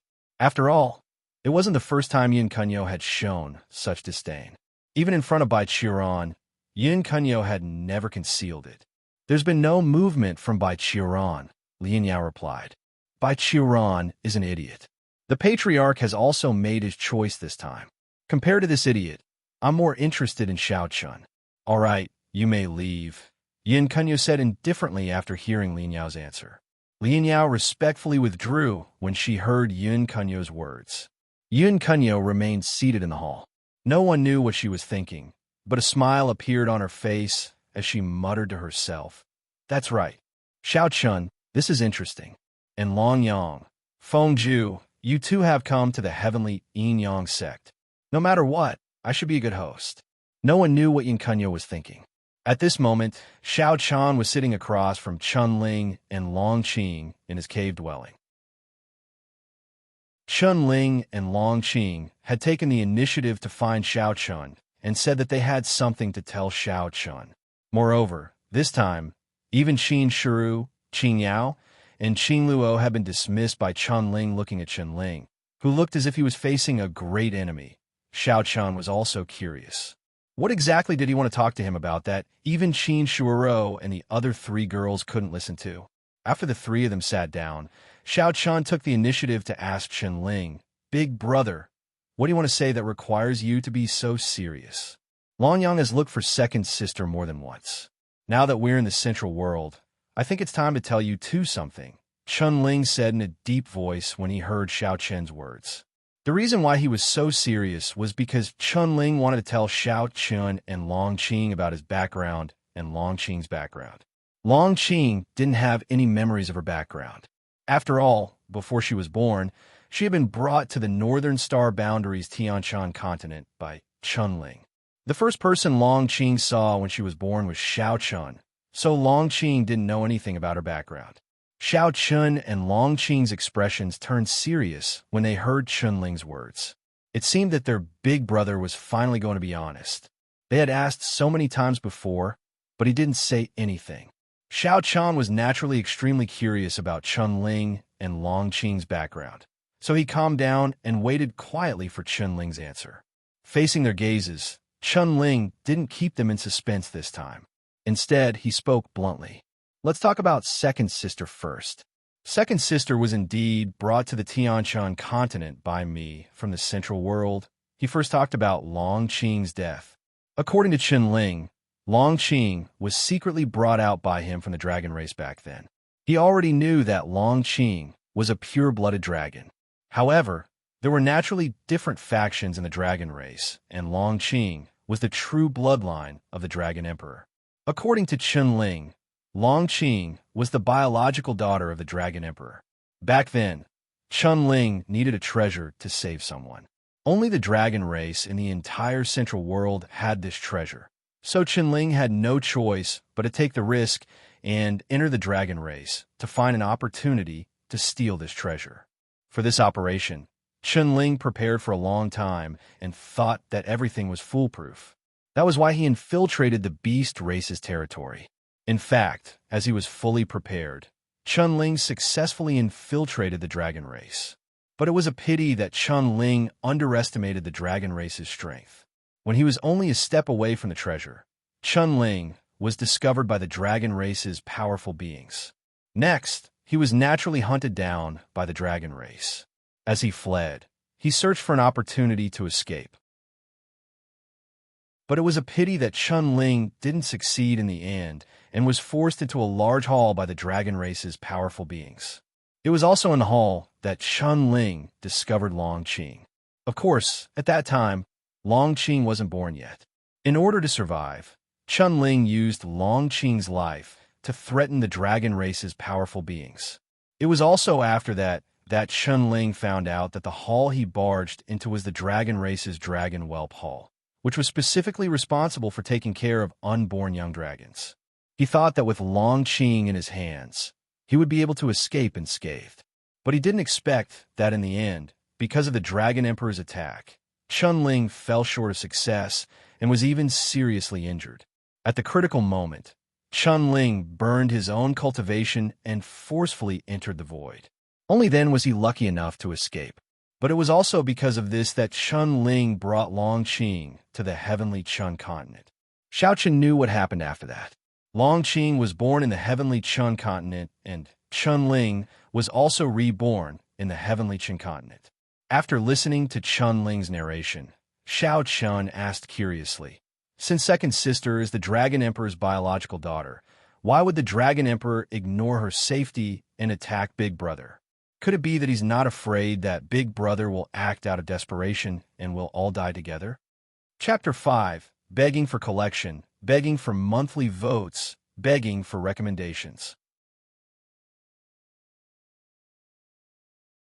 Chapter 1270. Back then, Chun Ling had used the unborn Long Qing as a hostage. He had thought that he would be able to escape unscathed. However, who would have thought that Long Qing's father, the Dragon Emperor, would completely ignore him and attack him? This made Xiao Chun feel very strange. Hearing Xiao Chen's words, Chun Ling's face revealed a hint of self-mockery as he said, speaking of which, it's my fault. However, in my panic, I made a careless mistake. I forgot that the Dragon Clan is a clan that will never accept threats. The Dragon Clan was definitely more arrogant than the other. Their arrogance seemed to be innate. This was especially true for the pure-blooded Dragon Clan. They were extremely arrogant. This was not difficult to see from Long Qing and Long Yang. Back then, when Chun Ling wanted to use Long Qing to threaten the Dragon Clan, he had completely angered the Dragon Emperor. Therefore, the Dragon Emperor did not care about Long Qing's life at all and chose to attack him directly. Perhaps in the Dragon Emperor's eyes, as his descendant, even if Long Qing had not been born, it would be better for her to die than to be threatened. This way, at least the Dragon Clan's dignity would be preserved. Hearing Chun Ling's words, Xiao Chun was a little speechless. This Dragon Emperor was really cold-blooded. He could even disregard the life and death of his own daughter. While thinking, Xiao Chun secretly glanced at Long Qing. He found that Long Qing still had a calm expression on her face. It was as if what had just been said had nothing to do with her. She had never seen her father before. Therefore, Long Qing could be said to have no feelings for the Dragon Emperor. Therefore, even if Chun Ling had told her what had happened back then, Long Qing did not feel much, let alone resent Chun Ling. After all, without Chun Ling, Long Qing would not have met Xiao Chun. The three of them would not have become sworn brothers. Moreover, Long Qing was very satisfied with her current life. Therefore, Long Qing did not want to delve into the past. She did not want to think too much about it. Seeing that Long Qing's expression was still normal, Xiao Chun let out a sigh of relief. Since they were talking about Long Qing, the next topic was naturally Chun Ling's background. Chun Ling was the reincarnation of an almighty being. This was something that both Xiao Chun and Long Qing knew. However, his identity had always been a mystery, and Chun Ling had always been tight-lipped about it. However, this time, before Xiao Chun could ask, Chun Ling took the initiative to speak. There are three masters of the human race. You should already know this. Among the three masters, the Xianyuan clan is the only one that has successfully become one of the three masters of the human race. I am a member of the Xianyuan clan. In the Central World, the three masters of the human clan were the Taiyang sect of Heavenly Yin, the Haotian Alliance, and the Xianyuan clan. Among them, the Xianyuan clan was the only clan that had successfully become one of the three masters. In his previous life, Chun Ling was a member of the Xianyuan clan. Moreover, he was one of the three great elders of the Xianyuan clan. His status was second only to the Xianyuan clan's ancestor. As a powerful and ancient clan, the Xianyuan clan naturally valued their bloodline. Chun Ling was the direct descendant of the Xianyuan clan's main bloodline. In his previous life, Chun Ling had made great strides until he became one of the three great elders of the Xianyuan clan. His cultivation had also reached the limit of the half-step Great Saint realm. He was only one step away from breaking through to the Great Saint realm. Unfortunately, because of the trip to the Dragon Clan, Chun Ling was severely injured by the Dragon Emperor. Under such heavy injuries, Chun Ling could not care about anything else and directly tore through the void to escape. In the end, he drifted through the void all the way to the heavenly Chun continent. However, due to his heavy injuries, he died. Fortunately, a remnant of his soul was preserved. Thus, he had the chance to be reborn. Chunling did not say much about his identity. He simply said that he was the master of the Xianyuan clan and had once been one of the 3 great elders of the Xianyuan clan. It was an extremely simple statement. Hearing this, Longqing said thoughtfully, the Xianyuan clan. So, big brother, are you going to return to the Xianyuan clan this time? Since Chunling was a member of the Xianyuan clan, it was understandable that he chose to return to the Xianyuan clan. In the face of Longqing's question, Chunling fell into silence. Moreover, Xiao Chun keenly caught a flash of hatred in Chunling's eyes. Did Chunling bear a grudge against the Xianyuan clan?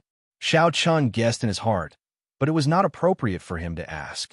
After a long while, Chunling took the initiative to speak. I won't return to the Xianyuan clan. However, I need to find time to make a trip back to the Xianyuan clan because there are some things that I haven't finished. He directly stated that he would not return to the Xianyuan clan, but he still needed to make a trip back. When he said that, Chunling's tone was very indifferent. There was no joy or sorrow in his voice, but Xiao Chun was certain that there was definitely something between Chunling and the Xianyuan clan. Perhaps it was because of this that Chunling did not have any good feelings towards the Xianyuan clan.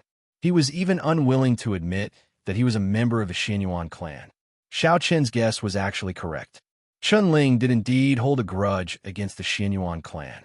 Since the heavens had given him a chance to be reborn, Chunling only planned to continue living with his current identity.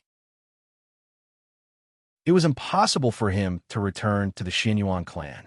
With that, before Xiao Chun and Longqing could reply, Chunling looked at Longqing. A sliver of bitterness flashed through his eyes before he smiled gently. I definitely won't return to the Xianyuan clan. However, if you have the chance, you could go to the Dragon Clan to have a look. I don't think the Dragon Emperor will do anything to you. Furthermore, you can obtain many benefits if you go to the Dragon Clan. You should know that the cultivation methods of the Dragon Clan and the Human Clan are completely different. Many of the unique cultivation methods of the Dragon Clan can only be used in the Dragon Clan. Therefore, going to the Dragon Clan will only be beneficial to you. Find a time to talk to Longyang. Chunling did not want to return to the Xianyuan clan, but he persuaded Longqing to go to the Dragon Clan if she had the chance. After all, there was nothing between Longqing and the Dragon Clan. Longqing had not even been born yet. Furthermore, the Dragon Emperor had not cared about Longqing's life and insisted on attacking. No matter how determined he was, he would probably feel guilty towards Longqing. After all, no matter what, Longqing was the Dragon Emperor's daughter. Over the past few years, Longqing had relied on her powerful bloodline to make remarkable progress. However, the further she progressed, the harder it was to awaken the power of her bloodline, especially for a high-grade bloodline like the Dragon Clan. As such, if Longqing wanted to achieve great things, she had to go to the Dragon Clan. Only in the Dragon Clan would Longqing be able to complete her transformation. Furthermore, if Longqing was willing to return, the Dragon Emperor would definitely not object. This was the main reason. However, after hearing Chunling's words, Longqing did not think much of it. She shook her head and rejected him directly. I don't want to go back. I think it's pretty good now. Why would I go back? Just like Chunling, Longqing did not want to return to the Dragon Clan. Seeing this, Chunling smiled bitterly, then shook his head and did not say anything else. Chapter 6. Seeking Collection, Seeking Monthly Votes, Seeking Recommendation. Chapter 1271. Longqing was also unwilling to return to the Dragon Clan. However, her situation was different from Chunling's. Hearing this, Chunling shook his head and smiled bitterly. However, Xiao Chun said, "Second sister, I'll go to the Dragon Clan with you when the time comes." If Longqing wanted to become stronger, she had to go to the Dragon Clan. This was something that could not be helped. Therefore, Xiao Chun directly suggested that he and Longqing would return to the Dragon Clan together. Hearing this, Longqing was silent for a moment before nodding her head in agreement. If Xiao Chan were to accompany her back, then Long Qing would be able to accept it. After this conversation, Xiao Chun had a certain understanding of Chun Ling and Long Qing's past. Although this topic was a bit heavy at the beginning, the three of them were soon in a good mood again. They chatted and laughed. After all, this was all in the past. There was no point in dwelling on it now. Moreover, the three of them were all carefree people. They would not take it to heart. After killing Wang Ju and the other three, the punishment hall did not make any moves. Bai Qiran also did not make any moves. After that conversation, Xiao Qin's days were peaceful and comfortable. Every day, other than cultivating, he would accompany Qin Shu and the other three girls. Of course, during this time, Xiao Qin also accompanied Long Qing and Long Yang to have a good talk. Long Yang did not have any special thoughts about Long Qing. Firstly, he was curious about Long Qing and wanted to confirm Long Qing's identity with his own eyes. Now that her identity was confirmed, Long Yang wanted to let Long Qing return to the Dragon Clan. Unfortunately, Long Yang's suggestion was rejected by Long Qing without hesitation. However, after that conversation, Long Qing also said that she could return to the Dragon Clan, but she would not live there forever. Compared to the Dragon Clan, she was more willing to live with Xiao Chun, and Chunling. Long Yang did not insist on Long Qing's insistence. Since Long Qing was willing to admit her identity as a pure-blood dragon and return to the Dragon Clan, that was enough. As for where she would live after Long Qing, that was not the main point. Moreover, Long Yang's personality was relatively easygoing. Under normal circumstances, he would not force others to do anything. They had already decided that when the time came, Xiao Chun and Chunling would accompany Long Qing back to the Dragon Clan. Of course, now was not the time. The Heavenly Yin Valley was about to open. Xiao Chun and the others did not want to give up this opportunity. While waiting for the Heavenly Yin Valley to open, Xiao Chun and the others lived quietly. At the same time, they were constantly familiarizing themselves with the environment of the Heavenly Yin Taiyang sect. Several days passed in a row. The days were very peaceful. Bai Qiran also seemed to have disappeared. She did not come to find trouble with Xiao Chun again. However, on this day, someone that Xiao Chun did not expect came. It was the other chosen on the saint ranking of the Heavenly Yin Taiyang sect, Yin Kunyo. Yin Kunyo had taken the initiative to visit. Xiao Chun had never seen her before, nor did he know her at all. Fei Mei invited Yin Kunyo into the front hall. Xiao Chun also personally welcomed her in the front hall. Xiao Chun did not show too much respect or flattery towards the undisputed number one person of the Heavenly Yin Taiyang sect. Even though Yin Kunyo was very beautiful, Xiao Chun was still extremely calm when facing her. Cupping his hand slightly, Xiao Chun said softly, "Senior Sister Yin, welcome. What's the matter?" She was still wearing a black dress, and her expression was still indifferent and arrogant. When she heard Xiao Chen's words, Yin Kunyo glanced at Xiao Chen indifferently without saying anything. After a moment, Yin Kunyo said indifferently, "Not bad. There's hope of replacing that idiot Bai Qiran." Her evaluation of Xiao Chun was only not bad. After saying that, Yin Kunyo continued, "Where are Long Yang and Feng Ju? I'm here to look for the two of them." Yin Kunyo had not come for Xiao Chun, but for Long Yang and Feng Ju. Hearing this, Xiao Chen's expression remained unchanged. He called Fei Mei over and said, "Take Senior Sister Yun to Long Yang and Feng Ju." Xiao Chun did not take Yin Kunyo's arrogance and disdain seriously. Xiao Chun had seen this kind of thing many times. Moreover, he was not a chosen on the saint rankings. Given Yin Kunyo's character, she would definitely look down on him. However, Xiao Chun did not care about this. Instead of caring about other people's attitude, he would rather improve his own strength. Xiao Chun understood this very well. He simply asked Fei Mei to take Yin Kunyo to Long Yang and Feng Ju. Yin Kunyo did not say anything in response and immediately left with Fei Mei. However, before she left, Yin Kunyo turned her head and said something to Xiao Chun inexplicably.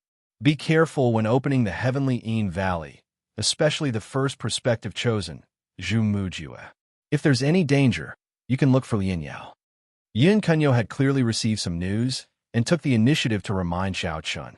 She even told Xiao Chun that he could look for Lin Yao if there was any danger. Xiao Chun cupped his hands and bowed when he heard Yin Kunyo. Then thank you, senior sister Yin. Even though he said that, Xiao Chun had no intention of looking for Yin Kunyo at all. Compared to Bai Qiran, Xiao Chun had no enmity with Yin Kunyo. However, he didn't like this arrogant senior sister of his, nor did he want to owe her any favors. Moreover, if it was Bai Qiran who wanted to deal with him in the heavenly Yin Valley, then it was even more impossible for Xiao Chun to rely on others. So, Xiao Chun had to kill Bai Qiran himself. Xiao Chun had heard of Zhu Mujua's name. He was the first chosen of the heavenly Yin-Yang sect. He was the deserving number 3 expert in the younger generation, and he had attained perfection in the Tao Emperor realm. Zhu Mujue was a formidable enemy indeed. However, what did Xiao Chun have to fear? Presently, his cultivation had already reached the limits of perfection in the Tao Emperor realm. Moreover, Xiao Chun was at least 80% confident in breaking through to perfection in the heavenly Yin Valley this time. So long as he broke through, Xiao Chun wouldn't have to fear Zhu Mujue at all. A strand of cold light flashed through Xiao Chun's eyes after he sent Yin Kunyo off. Even though Yin Kunyo hadn't said anything just now, since she told him to be careful of Zhu Mujue, then Xiao Chun guessed that it was probably Bai Qiran's plan. She wanted him to be in the heavenly Yin Valley. Bai Qiran, no one knows who's going to live or die. Once the heavenly Yin Valley ends, it'll be the time I kill you myself. Xiao Chun could take Zhu Mujue seriously, but he would absolutely not fear him. If he couldn't even deal with a mere Zhu Mujue, then how could he get even with Bai Qiran? So long as he broke through to perfection in the Tao Emperor realm, then he would possess the ability to fight Bai Qiran. At the same time, he would possess the ability to ascend the hallowed rankings. Killing Bai Qiran and ascending the hallowed rankings was Xiao Chun's most important matter right now. Xiao Chun shook his head lightly as he watched Yin Kunyo leave, and he didn't think about it any further. I'll deal with whatever comes my way. In any case, no matter what Bai Qiran's scheme is, all I have to do is improve my strength. Only by improving my strength would I be able to go against Bai Qiran head-on, begging to be collected, begging to be recommended. Chapter 1272. Xiao Chun did not mind why Yin Kunyo had come looking for Long Yang and Feng Zhu. He did not interfere and asked Fei Mei to bring Yin Kunyo to Long Yang and Feng Zhu's place. Xiao Chun then went to cultivate by himself. While Xiao Chun went to cultivate, Yin Kunyo finally saw Long Yang and Feng Zhu in their courtyard. Long Yang was sitting in the pavilion drinking tea, while Feng Zhu was cultivating by the side. Seeing Yin Kunyo walk over, Long Yang immediately revealed a smile. Oh, isn't this the #1 beauty of the human race, Yin Kunyo? Why are you interested in coming here today? Long Yang, who obviously knew Yin Kunyo, spoke with a smile on his face. Compared to Long Yang's enthusiasm, Feng Zhu, who was at the side, was clearly much colder. He only said a few words. What are you doing here? The three of them knew each other, so Yin Kunyo did not mind Long Yang and Feng Zhu's different behavior. She went to sit opposite the two of them. It was worth mentioning that when facing Long Yang and Feng Zhu, the arrogance on Yin Kunyo's face was greatly restrained. Thinking about it, although she was ranked 21st on the Saint rankings, she was still far inferior to Long Yang and Feng Zhu. As such, in front of Long Yang and Feng Zhu, Yin Kunyo really had nothing to be proud of. After taking a seat, Yin Kunyo said indifferently, "The 100 race war is about to begin. The Saint ranking will not be peaceful soon." Now that the 4 astral realms and the central world had merged, they were only waiting for the will of the heavenly way to announce it. The war between the 100 races would instantly erupt. In the end, the 100 race war would only end when one race was ranked above the 100 races. Every time the 100 race war began, the Chosens on the Saint ranking would not be peaceful. At that time, many of the Chosens on the Saint ranking would kill each other and die on a large scale. Due to the uniqueness of the Chosens on the Saint ranking, every time the Great War began, the Chosens on the Saint ranking would form a small battlefield. Because the older generation did not dare to kill the Chosens on the Saint ranking and the ordinary younger generation was no match for the Chosens on the Saint ranking, soldiers against soldiers, generals against generals. Once the 100 Race War began, the Chosens on the Saint ranking would be each other's opponents. However, what worried Yin Kunyo was that the battle prowess of the human race's Chosen on the Saint rankings was actually very weak. For example, Yin Kunyo was only ranked 21st on the Saint rankings, even though she was the first Chosen of the Sky and Sun sect. Yin Kunyo came to find Chosens on the Saint ranking. She hoped that the human and beast race could join forces at least on a battlefield, the Chosens on the Saint rankings battle. At least. Hope. Yin Kunyo softly muttered. However, Long Yang and Feng Zhu were both smart people. They quickly understood Yin Kunyo's meaning. Feng Zhu was the first to open his mouth. But do you humans have a right to do so? Feng Zhu did not give any face to Yin Kunyo. Yin Kunyo did not say much about it. She was weaker than others. On the other hand, Long Yang's attitude was calm. He smiled meaningfully. Haha, Yin Kunyo, you shouldn't be thinking about these things. Even if you want to form an alliance, you shouldn't be the one to say it. After all, you're not the first Chosens of the human race. Long Yang did not reject the alliance proposal, but his meaning was clear. Yin Kunyo was not qualified to talk about this because she was not the first Chosens of the human race. Hearing Long Yang's words, Yin Kunyo lowered her voice and said, "You mean you want Xinyuan Baijian to talk to you?" Xinyuan Baijian was the recognized first Chosens of the human race and ranked 10th on the Saint ranking. She thought Long Yang wanted Xinyuan Baijian to talk to him, but Long Yang shook his head and said, "Xinyuan is not qualified. Forget it. Now is not the time to talk about this. After all, the 100 Race War will start in a few days. This period of time is enough for the human race to change dramatically. When the time comes, we still don't know who will be the first Chosens of the human race." It was not Xinyuan Baijian. In Long Yang's opinion, Xinyuan Baijian was still not qualified. Even Feng Zhu could defeat Xinyuan Baijian. Therefore, Xinyuan Baijian was not qualified to talk about this matter. There were some things that Long Yang didn't say out loud, but he sneered in his heart, "Xinyuan, you can't carry the future of the human race, but now there is someone who can. A 99-meter talent. I wonder what would happen if Brother Xiao Chun and Xinyuan were to fight." In Long Yang's heart, only Xiao Chun was qualified to talk about an alliance. Of course, it was not now, but after Xiao Chun grew up. With a 99-meter tall talent, Xiao Chun's future achievements were far from what Xinyuan Baijian and the other Chosens of the human race could compare to. Even Feng Zhu was far from Xiao Chun. Yin Kunyo originally wanted to talk about the alliance, but Long Yang directly rejected her. Yin Kunyo did not say anything about it. The three of them exchanged a few indifferent words, and then Yin Kunyo left. Seeing Yin Kunyo leave, Feng Zhu said with a complicated expression, "Long Yang, do you really want to form an alliance with the human race?" Although Long Yang seemed to have rejected Yin Kunyo, Feng Zhu knew that Long Yang actually wanted to form an alliance with the human race. Hearing Feng Zhu's words, Long Yang smiled and said, "If it was before, I would definitely not form an alliance with the human race. After all, the human race is too weak. But it's different now. Since the human race has the strength, an alliance is not impossible." "You mean Xiao Chun?" "But no matter how high Xiao Chun's talent is, he still needs time. When the 100 Race War breaks out, how far do you think Xiao Chun can go?" Feng Zhu said, Never underestimate anyone, especially someone like Xiao Chun, who has a 99-meter tall talent. Don't worry, it won't be long before Brother Xiao Chun enters the Saint rankings. When that time comes, you can see the changes on the Saint rankings." Long Yang laughed and said confidently.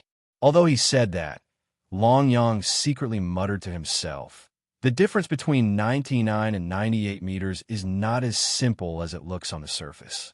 The difference is like the difference between heaven and earth." He was full of confidence in Xiao Chun, as if Xiao Chun would soon be on the same level as Long Yang and the other two. Feng Zhu curled his lips in disbelief, but did not say anything more. Fengju originally did not have any ill feelings toward Xiao Chun.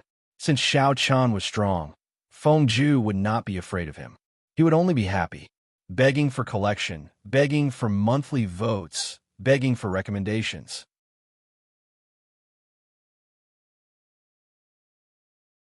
Chapter 1273.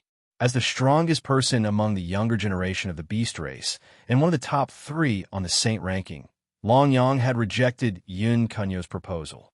It wasn't that Long Yang didn't want to form an alliance with the human race, but he felt that Yun Kunyo shouldn't be the one to negotiate an alliance, because she wasn't qualified. Even Xianyuan Baijian of the Xianyuan clan wasn't qualified. It was possible to form an alliance, but now wasn't the time because it would take some time before someone qualified to negotiate with Long Yang. Xiao Chun didn't know what Yin Kunyo and Long Yang were talking about, but he didn't care about it. There were only 2 things Xiao Chun wanted to do right now. One was to kill Bai Chiron, and the other was to ascend to the saint ranking. Other than that, Xiao Chun didn't care about anything else. He focused on cultivation. Meanwhile, the day of the Heavenly Yin Valley's opening was getting closer and closer. Many disciples of the Heavenly Yin Taiyang sect were rubbing their hands in anticipation of the opening of the Heavenly Yin Valley. To everyone's surprise, Yin Yangzi had indeed taken great care of the sacred palace this time.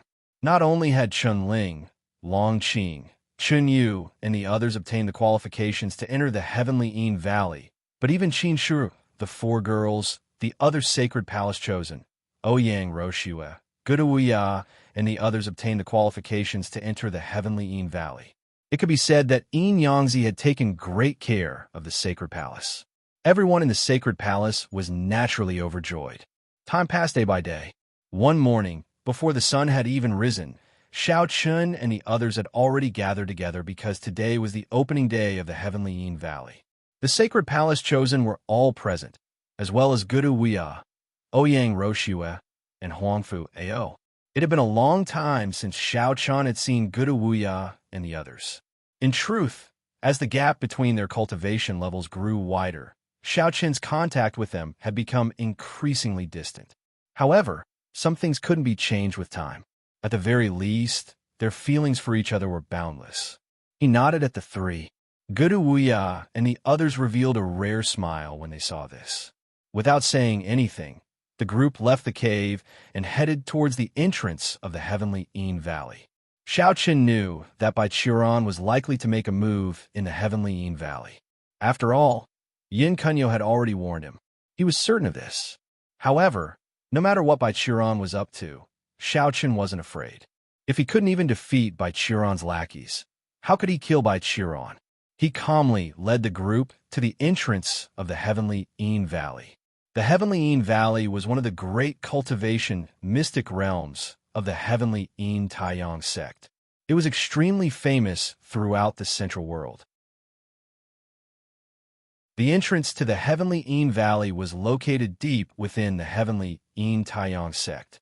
Other than the time when the Heavenly Yin Valley was open, the Heavenly Yin Valley strictly forbade anyone from getting close to it. Anyone who violated the rules would be killed on the spot regardless of their status. The Heavenly Yin Valley was usually under strict protection. Only when the Heavenly Yin Valley was open could many disciples approach it. However, each time the Heavenly Yin Valley opened, there was a strict limit on the number of people who could enter. It opened once every 10 years, and 10,000 people could enter each time. 10,000 people wasn't a lot. Compared to the millions of disciples in the Heavenly Yin Taiyang sect, it wasn't difficult to see how precious a spot to enter the Heavenly Yin Valley was.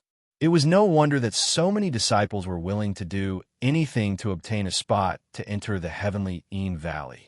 After all, no one wanted to miss such an opportunity. Xiao Chun and the group all held a special token in their hands.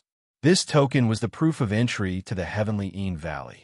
Only those who held the token could enter the Heavenly Yin Valley. They didn't encounter any checks along the way. However, along the way, Xiao Chun also saw many disciples who were trying to take advantage of the situation to sneak through.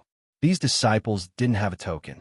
Hence, they were forcefully stopped by the talisman array as soon as they approached the Heavenly Yin Valley.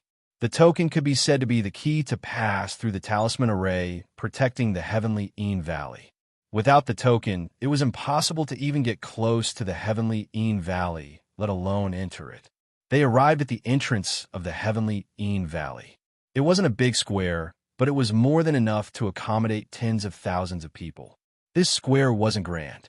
It could even be said that it was a little decayed. The bluestone on the ground was cracked, and weeds were cut out. It looked like a place that had been abandoned for a long time.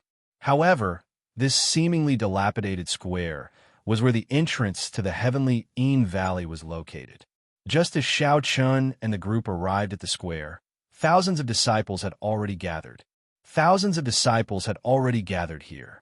These disciples were divided into many different camps and were chatting with each other.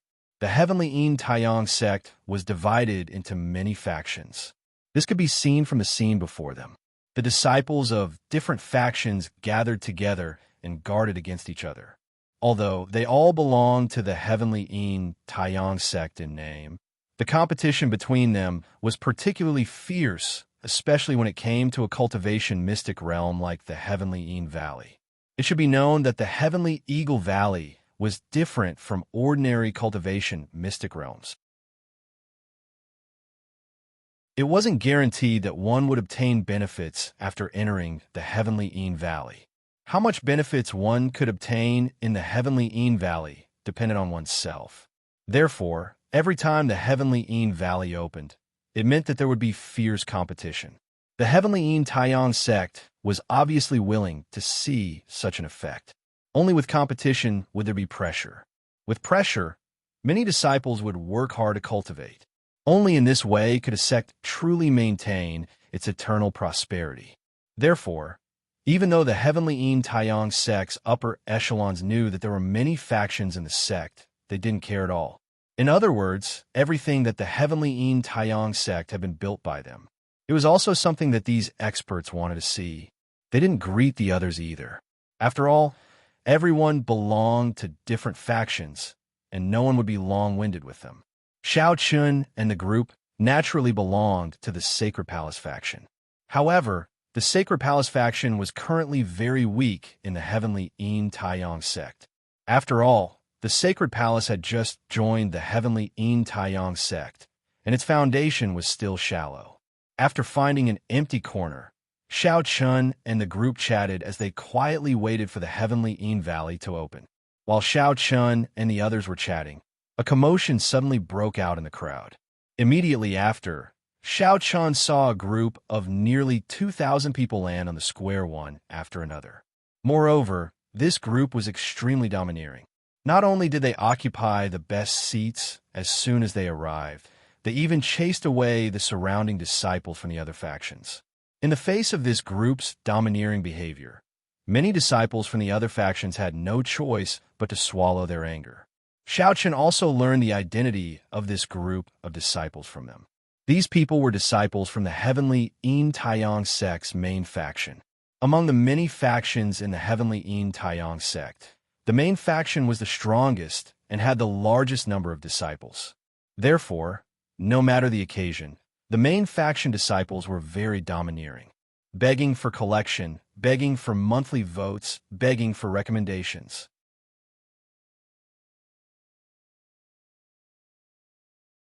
Chapter 1274.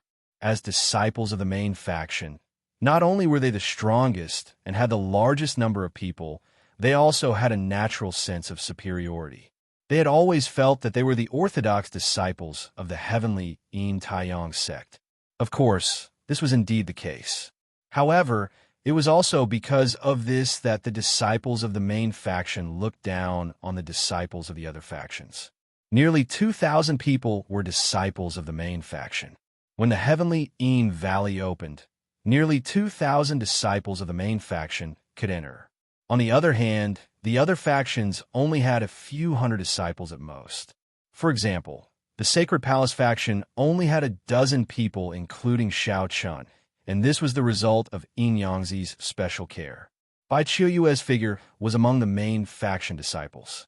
She glanced indifferently at Xiao Chun in the distance and revealed a cold smile as she spoke to a young man beside her. "Senior Brother Zhu, That's Xiao Chun.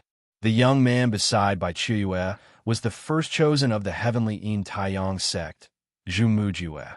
He was also known as the third strongest person among the younger generation of the heavenly Yin Taiyang sect, and his strength was second only to Bai Qiuran and Yun Kunyo. Zhu Mujue's appearance didn't have any special features. He was very ordinary, the kind of existence that no one would spare a second glance at if thrown into a crowd. However, such an ordinary-looking person with no special features was revered by countless disciples of the heavenly Yin Taiyang sect and firmly seated on the throne of the first chosen. Zhu Mujue glanced indifferently at Xiao Chun when he heard Bai Qiue's words. There wasn't any joy or sadness on his face. He's the person you want to kill. Bai Qiue had already told Zhu Mujue about killing Xiao Chun a few days ago. Just as Bai Qiue had said, Zhu Mujue would never agree to such a thing given his character. Unfortunately, Zhu Mujue owed Bai Qiue a favor, so he had no choice but to agree in the end. With Zhu Mujue's support, Bai Qiue was full of confidence. She smiled faintly when she heard Zhu Mujue's words. That's right, it's him. Senior brother Zhu. Kill him, and we'll write off what happened between us. All right, from the looks of it, Zhu Mujue did not wish to speak much with Bai Qiue. He simply nodded and turned his head away, ignoring Bai Qiue. Facing Zhu Mujue's actions, Bai Qiue did not say much. She smiled faintly and continued to wait quietly for the heavenly Yin Valley to open. They didn't have to wait for long. After 10,000 disciples from the various factions had arrived, 2 half-step great saints from the Taiyang sect appeared in the sky. Yin Yangzi did not appear, and the 2 of them were in charge of the opening of the heavenly Yin Valley. The 2 of them stood proudly in the sky and looked down at the 10,000 disciples. Then, one of them said indifferently, "The opening of the heavenly Yin Valley will last for half a year. After half a year, all of you will be forcefully sent out. As for how many benefits you can obtain from the valley, it will depend on your own luck. In addition, I would like to remind all of you that although the heavenly Yin Valley is a cultivation mystic realm, it is still very dangerous. This is not only because of the environment of the heavenly Yin Valley, but also because of your companions. These are all dangers. There will be deaths in the heavenly Yin Valley, so all of you should be careful."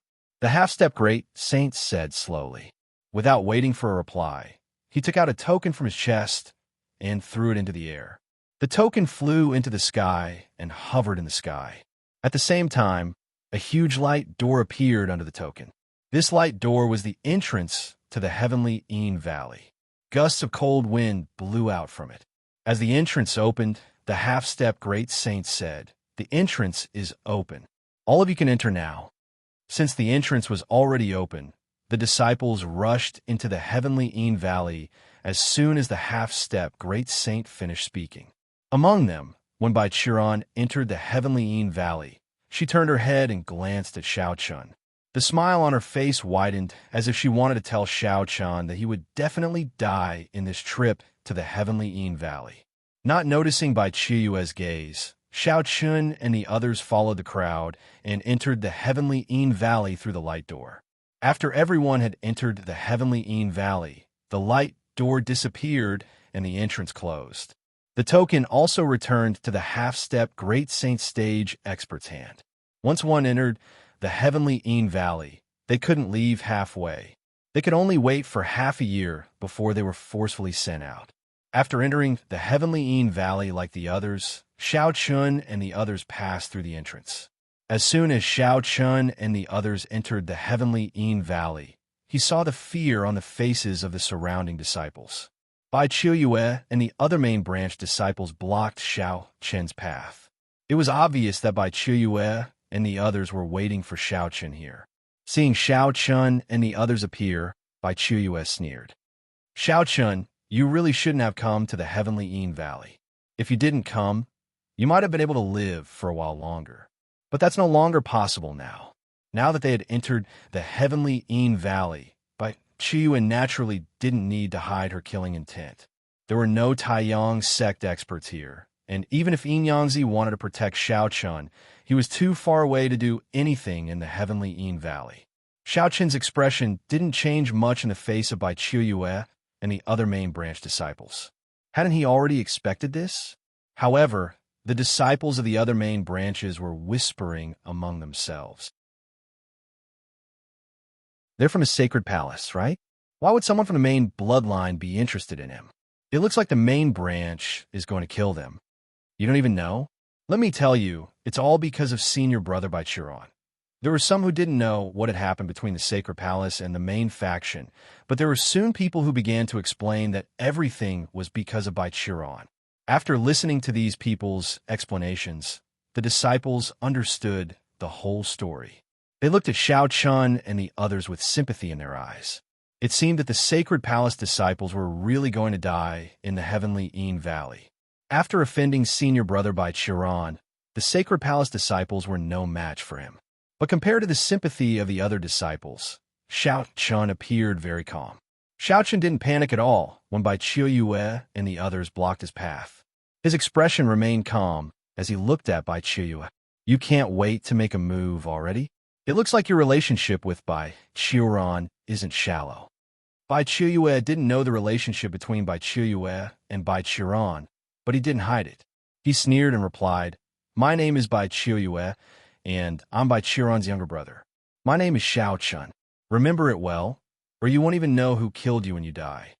Begging for your collection, begging for monthly votes, begging for recommendations.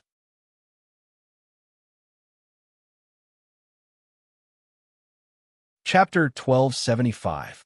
Bai Qiuyue bluntly revealed his relationship with Bai Chiron. Xiao Chun smiled when he heard that Bai Qiuyue was actually Bai Chiron's disciple. So that's how it is. No wonder you couldn't wait to jump out. Bai Qiuyue was Bai Chiron's younger brother. This explained why he was so eager to kill Xiao Chun. However, Bai Qiuyue had clearly not thought of one thing. Even though he had led almost 2,000 disciples from the main branch to surround and kill Xiao Chun, would they listen to him? After all, even though the main branch was powerful, Bai Chiron wasn't the only one in charge. It could even be said that Bai Chiron's status was merely ranked second in the main branch, because Yun Kunyo was above him. There wasn't a trace of worry on his face. At the same time, Zhu Mujue took a step forward and spoke indifferently to Xiao Chun. There's no enmity between us, but I must kill you today. You can only blame yourself for offending someone you shouldn't have offended. Zhu Mujue wasn't good with words, so he didn't beat around the bush and spoke bluntly. When he heard Zhu Mujue, Xiao Chun acutely sensed that Zhu Mujue's strength was extremely formidable. Especially his cultivation, it seemed to have attained perfection in the Dao Emperor realm, just like Bai Chiron. Xiao Chun was a cultivation level lower than Xiao Chun. If he fought Zhu Mujue now, he wasn't confident in his ability to win. However, just as Xiao Chun had always thought, Bai Qiuyue had overlooked one thing, and that was that he didn't have to do anything at all. As soon as Zhu Mujue finished speaking, and everyone in the surroundings felt that the sacred palace's main branch was doomed, a young girl's cold shout resounded. Zhu Mujue, you can't kill him. At the same time, a young girl slowly walked out from among the many disciples of the main bloodline. Her voice rang out suddenly, and at the same time, a young girl walked out slowly. Bai Qiuyue's expression changed slightly when he saw the young girl walk out from the crowd, and he spoke in a slightly cold voice. Lian Yao, what's the meaning of this?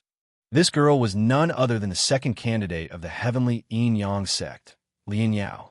At the same time, she was Yun Kunyo's true confidant.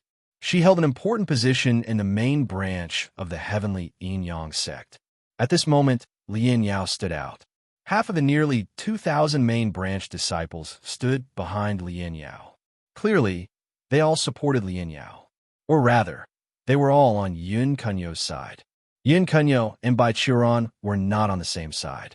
Speaking of which, it was because Yun Kunyo looked down on Bai Chiron and did not want to be on the same side as her. Bai Chiron naturally could not be nice to cold, but therefore, other than the neutral faction like Zhu Mujue, the rest of the main faction were divided into two factions. One was Yun Kunyo and the other was Bai Chiron.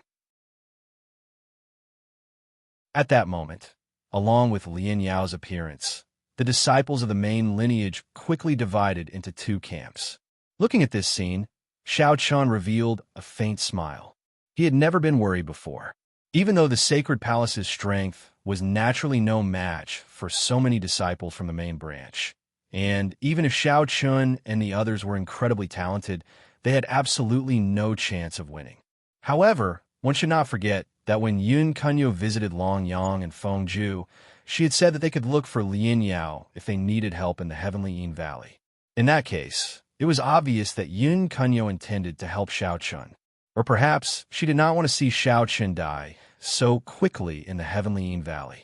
Perhaps Yin Kunyo wanted to save Xiao Chun's life and see if Xiao Chun could replace Bai Qiuran's position. Of course, Xiao Chun did not care what Yin Kunyo was thinking. In any case, Yin Kunyo had the intention to help him, and that was enough.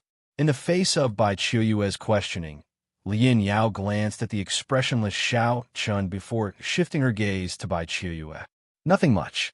Senior Sister Yin knows about the grudge between Bai Qiuran and Xiao Chun, but Senior Sister Yin does not wish to see Xiao Chun die in the Heavenly Yin Valley.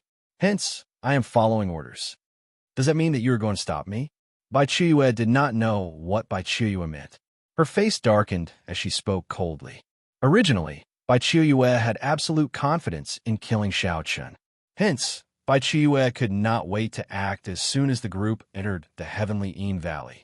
In Bai Qiu's opinion, with the main lineage's powerful strength and Zhu Muju's agreement, killing Xiao Chun's group would be a piece of cake. However, Bai Qiu had never expected that Yun Kunyo would actually interfere. With Yun Kunyo's interference, Bai Qiu's thoughts were completely shattered. After all, Bai Qiuran did not have the final say in the main lineage. It could even be said that Bai Qiuran's power was nothing in front of Yun Kunyo. As Yin Kunyo's confidant and most trusted person, Lien Yao did not give her any face. What do you want? Xiao Chun, I'm going to stop you. This is Senior Sister Yun's order. Bai Qiu's face turned cold when she heard that. She was confident that she could kill Xiao Chun, but who would have thought that Xiao Chun would come out of the blue and mess with her? Bai Qiu was unwilling to give up just like that. She gritted her teeth and finally said coldly, "Kill." He didn't want to give up just like that. After all, among the disciples of the main branch who had entered the Heavenly Yin Valley, Bai Qiuran's faction was still stronger in terms of strength. Moreover, they also had Zhu Muju as help. As such, there was still a chance for them to kill Xiao Chun while Lien Yao was obstructing them. Lien Yao's face turned cold when she heard Bai Qiu's words. She said coldly, "Bai Qiu, you are courting death." After saying that, the 2,000 main lineage disciples quickly engaged in a chaotic battle. Before they could kill Xiao Chun, the main lineage was already divided. Zhu Muju originally did not want to take action, but he had no choice. In the end, he could only take action, but he was stopped by Lien Yao. Lien Yao's strength was not as strong as Zhu Muju, but Zhu Muju would not be able to defeat Lien Yao in a short time. Both of them were engaged in a fierce battle.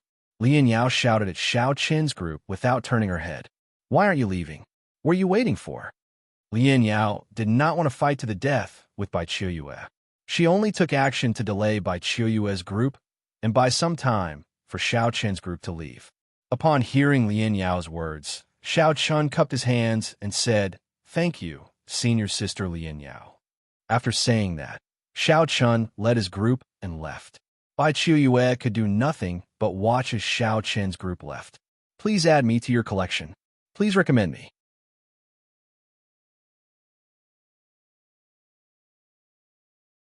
Chapter 1276.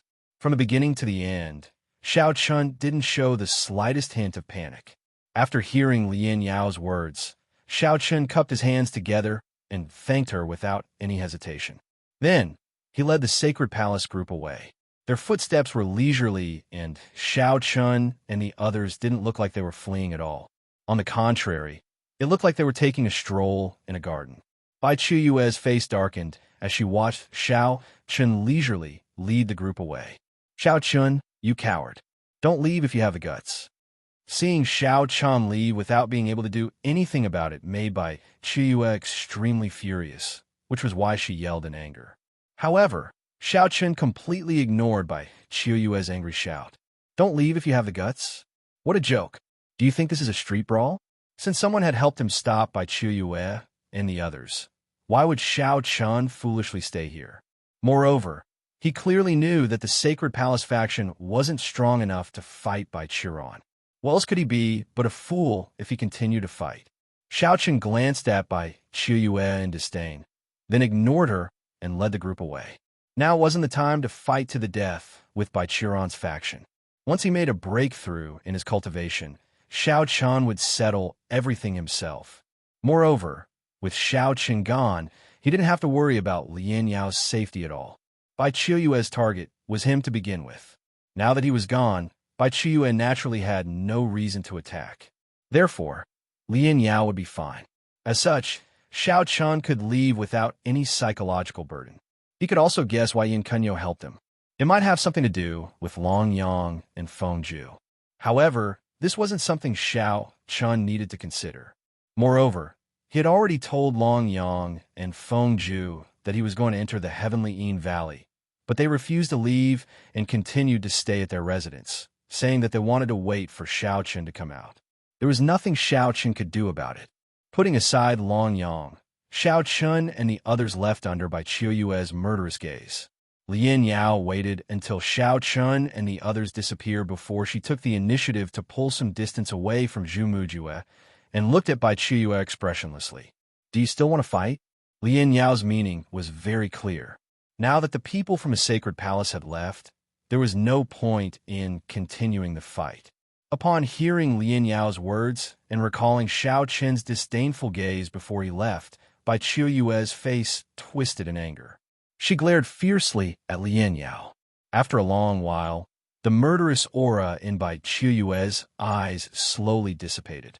She then exhaled and said, "All right, Lien Yao, let's go." Bai Qiuyue was Bai Chiron after all. Even though she was extremely angry at Lien Yao's interference, she ultimately swallowed her anger. Just as Xiao Chun thought, now that the people from the Sacred Palace had left, there was no point in continuing to fight to the death with Lien Yao. After all, Bai Qiuyue's real target was only Xiao Chun, and she wasn't very interested in Lien Yao. Moreover, Bai Qiuyue didn't really dare to do anything to Lien Yao. One must know that one had to look at the owner before beating a dog. If Bai Qiuyue really killed Lien Yao here, how would she explain it to Yin Kunyo? One must know that even Bai Chiron had to retreat when facing Yin Kunyo. If it wasn't necessary, Bai Qiuyue didn't want to fall out with Yin Kunyo too much. After missing the opportunity to kill Xiao Chun, one could imagine how depressed Bai Qiuyue was. However, there was nothing she could do. Moreover, everyone had to stay in the Heavenly Yin Valley for half a year. Missing this opportunity didn't mean that there wouldn't be a chance to kill Xiao Chun. However, she still had to be careful of Lien Yao and couldn't let her interfere again. Along the way, a disciple came to Bai Qiuyue's side and said softly, "Senior Brother Bai, are we going to let Xiao Chun and the others off just like that?" "Of course not. However, we still need to make some more plans." Who would have thought that Yin Kunyo would interfere and protect Xiao Chun? Bai Qiuyue said calmly. Bai Qiuyue didn't expect Yin Kunyo to interfere. Bai Qiuyue paused for a moment before speaking again. "Since I'm going to keep an eye on Lien Yao, you don't have to do anything. Just find out where she is. The next time we make a move, we can't let Lien Yao ruin it." Since Bai Qiuyue knew that Yin Kunyo had interfered, she naturally couldn't let her guard down. She immediately ordered someone to secretly follow Lien Yao and report Lien Yao's whereabouts to her at any time. Hearing Bai Qiuyue's words, the disciple respectfully replied, following which a dozen silhouettes quietly left from Bai Qiuyue's group. These people were all experts in tracking. Although their battle prowess wasn't very high, their ability to conceal their auras was top-notch. It shouldn't be a problem for them to follow Bai Qiuyue. While Bai Chiron's group was making last-minute arrangements, on the other side, Xiao Chun and the others had already left and were heading deeper into the Heavenly Yin Valley from the entrance. As they went deeper, Xiao Chan realized that there were gusts of cold wind blowing in the heavenly Yin Valley.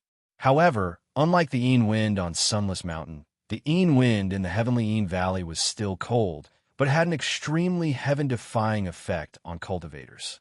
It could condense spirit energy. That's right, the Yin wind in the heavenly Yin Valley could help cultivators condense the spirit energy in their bodies and make their spirit energy even more condensed. It was common knowledge that the more condensed one's spirit energy was, the more stable one's foundation would be. At the same time, when one's spirit energy erupted, its might would be even greater. It was precisely because of the chilly winds in the chilly Wind Valley that the heavenly Yin Valley could become a secret place for cultivation. Of course, the benefits of the heavenly Yin Valley were far more than that. It was just that Xiao Chun and the others had not encountered it yet. Xiao Chun was in a good mood as he felt the benefits of the Yin wind. With such Yin wind, even if he didn't encounter any other fortuitous encounters, Xiao Chun was confident that he could break through to the perfection of the Tao Emperor realm within half a year with such Yin wind. He didn't have to take the initiative to do anything at all. Under the blowing of the Yin wind, the spirit energy in his body was being condensed passively, which saved him a lot of trouble. After traveling for over 2 hours, a fist-sized stone lay quietly on the ground in front of Xiao Chun. Xiao Chun's face lit up with joy when he saw the stone. Yin Wind Stone. He was overjoyed. He didn't expect to find a Yin Wind Stone so quickly. Moreover, it was the size of a fist. It wasn't just Xiao Chun. Qin Shiru, Chun Ling, Long Qing, Chun Yu, Guduya, and the others were also delighted. Their gazes were locked onto the ordinary-looking black stone in front of them. Please add it to your collection. Please recommend it.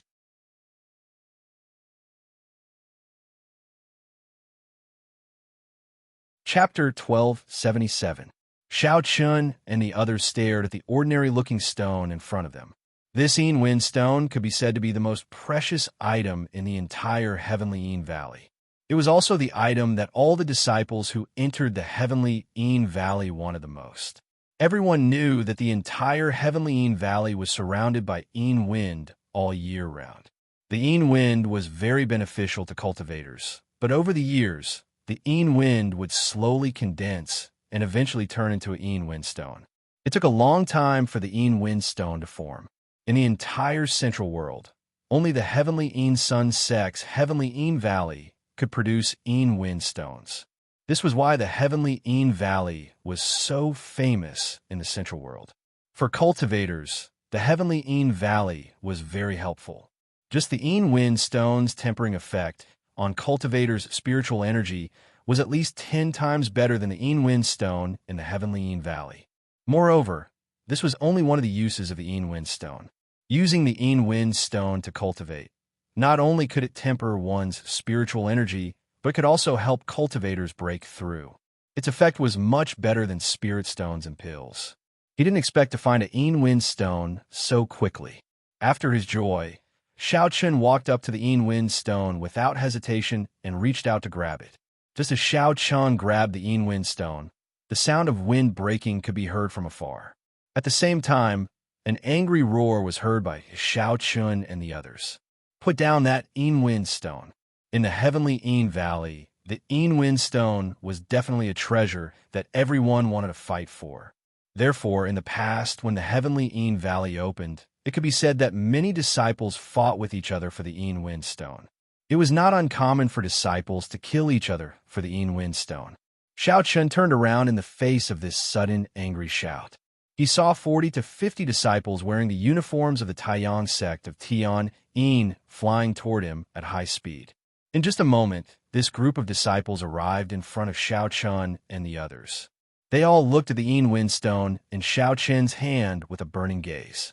It was about the size of a fist. Facing the fervent gazes of this group of people, Xiao Chun's face was calm and indifferent.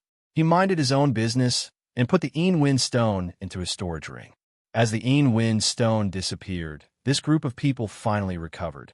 Another person also fixed his gaze on Xiao Chun as a cold smile appeared on his face. So you're from the Sacred Palace. Put down the Yin Wind Stone and you may leave. The Sacred Palace faction had only just joined the Heavenly Yin-Yang sect. Among the many factions in the Heavenly Yin-Yang sect, the Sacred Palace couldn't be considered famous or powerful. However, due to Bai Chiyue and the rest obstruction at the entrance earlier, the Sacred Palace faction had become known to everyone. Hence, the disciple immediately recognized Xiao, Chun, and the rest. Hence, he did not hesitate to snatch the Yin Wind Stone. The Sacred Palace faction had only just joined the Heavenly Yin-Yang sect and was not a native faction of the Central World. Hence, this disciple did not think much of the Sacred Palace faction.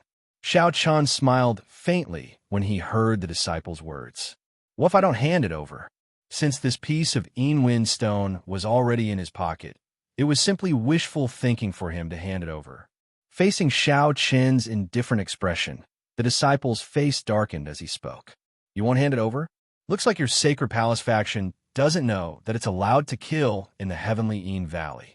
If you don't hand it over, all of you can stay in the Heavenly Yin Valley forever. The young man made a solemn vow. He did not think much of Xiao Chun and the others at all. Firstly, there were more than twice as many of them as Xiao Chen's group. Moreover, the Sacred Palace faction had only just joined the Heavenly Yin-Yang sect and was weak. Hence, the young man was naturally even more fearless. The young man's name was Li Wuyan. He was a disciple of the Li clan. The 40 to 50 people beside him were also members of the Li clan. The Li clan was a large clan and could be considered an overlord in the human race's territory in the Central World. The Li clan had a quasi-saint great sovereign overseeing it and could be considered a quasi-saint clan. Of course, the Li clan was also a subsidiary faction of the Heavenly Yin-Yang sect. Compared to the Sacred Palace, the Li clan's overall strength was much stronger. Among them, the most important was at the quasi-saint great sovereign level. After all, Xiao Sheng and the rest were only at the initial quasi-saint stage, while the quasi-saint great sovereigns of the Li clan had all reached the perfection or even the perfection stage of the quasi-saint stage. The Li clan was stronger than the Sacred Palace in terms of quasi-saint great sovereigns, but in terms of the younger generation, the Li clan's heaven prides might not necessarily be stronger than Xiao Chun and the other Sacred Palace chosens. Don't forget that even Yin Yangzi was shocked when the Sacred Palace's talent test was conducted. Putting aside Xiao Chun, Chun Ling, Long Qing, Chun Yu, and the others were also peerless heaven prides. Their talent was on par with the chosens on the saint rankings. Li Yun did not know how terrifying the younger generation of the Sacred Palace was. Or rather, from the beginning, he did not take the Sacred Palace seriously at all. He only thought that the Sacred Palace was just a bunch of barbarians from the North Star boundary. How strong could their disciples be? Li Yun's eyes flashed coldly, and the corners of his mouth curled into a sneer. He looked indifferently at Xiao Chun as if to say, "Kid, hand over the Yin Wind Stone if you know what's good for you." Hearing Li Yun's words, Xiao Chun sneered in his heart. He was lucky enough to find a piece of chilly wind stone, but he was targeted in the next second. It seemed that what everyone said was true. This chilly wind valley was not only a secret realm for cultivation, but also a battlefield for fierce battles. Every time the chilly wind valley opened, tens of thousands of disciples would enter.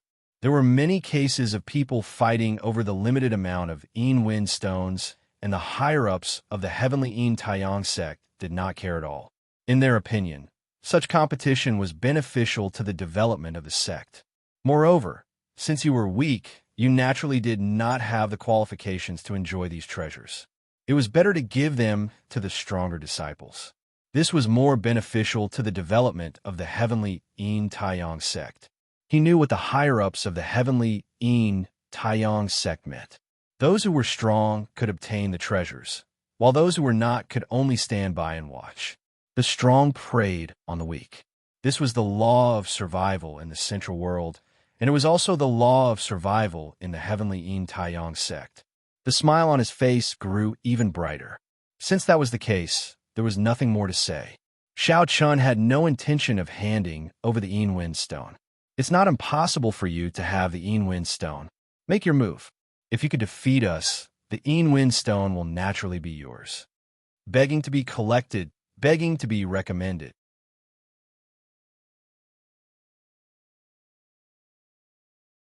Chapter 1278. In the heavenly Valley, it was very common for people to fight over Wind stones, so Xiao Chun didn't have any superfluous words to say to Li Wuyun and the other disciples of the Li family. Since they wanted the Wind stones, they could only fight. Li Wuyun was taken aback when he heard Xiao Chen's words. He clearly didn't expect Xiao Chen's attitude to be so unyielding. One must know that the sacred palace wasn't a native force of the central world and had just joined the heavenly solar sect to form a new faction. The sacred palace could be said to be the weakest among the many factions in the heavenly solar sect. Li Wuyun didn't expect such a new faction to have such a tough attitude. When the Li family faction had first joined the Yin and Yang sects, they had swallowed their pride for a long time. Faced with the bullying of the other factions, the Li family faction had always chosen to endure. Because of this, the Li family faction gradually gained a foothold in the heavenly solar sect and slowly occupied a place. A new faction without a foundation naturally needed to endure. Therefore, Li Wuyun didn't expect Xiao Chen's tough attitude. After a moment of silence, Li Wuyun said coldly, "It seems that your sacred palace is really courting death. Fine, let me teach you the rules of the heavenly solar sect."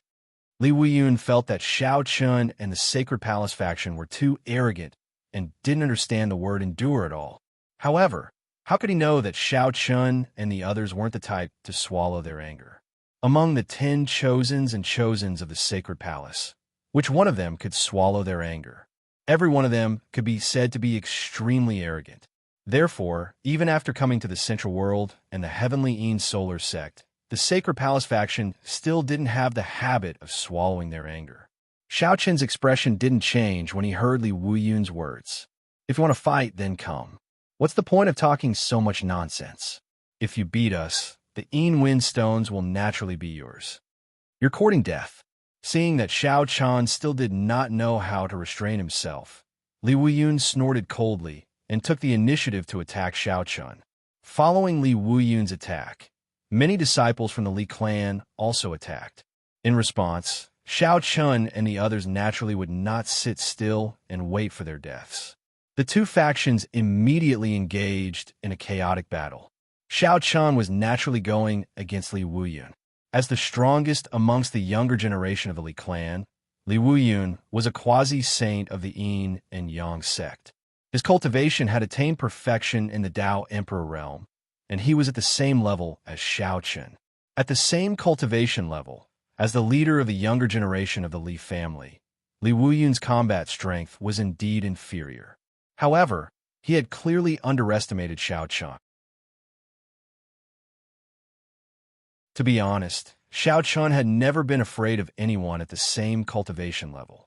Li Wuyun was ranked 18th amongst the quasi-saints of the Yin and Yang sect, and he could be considered to be ranked near the top.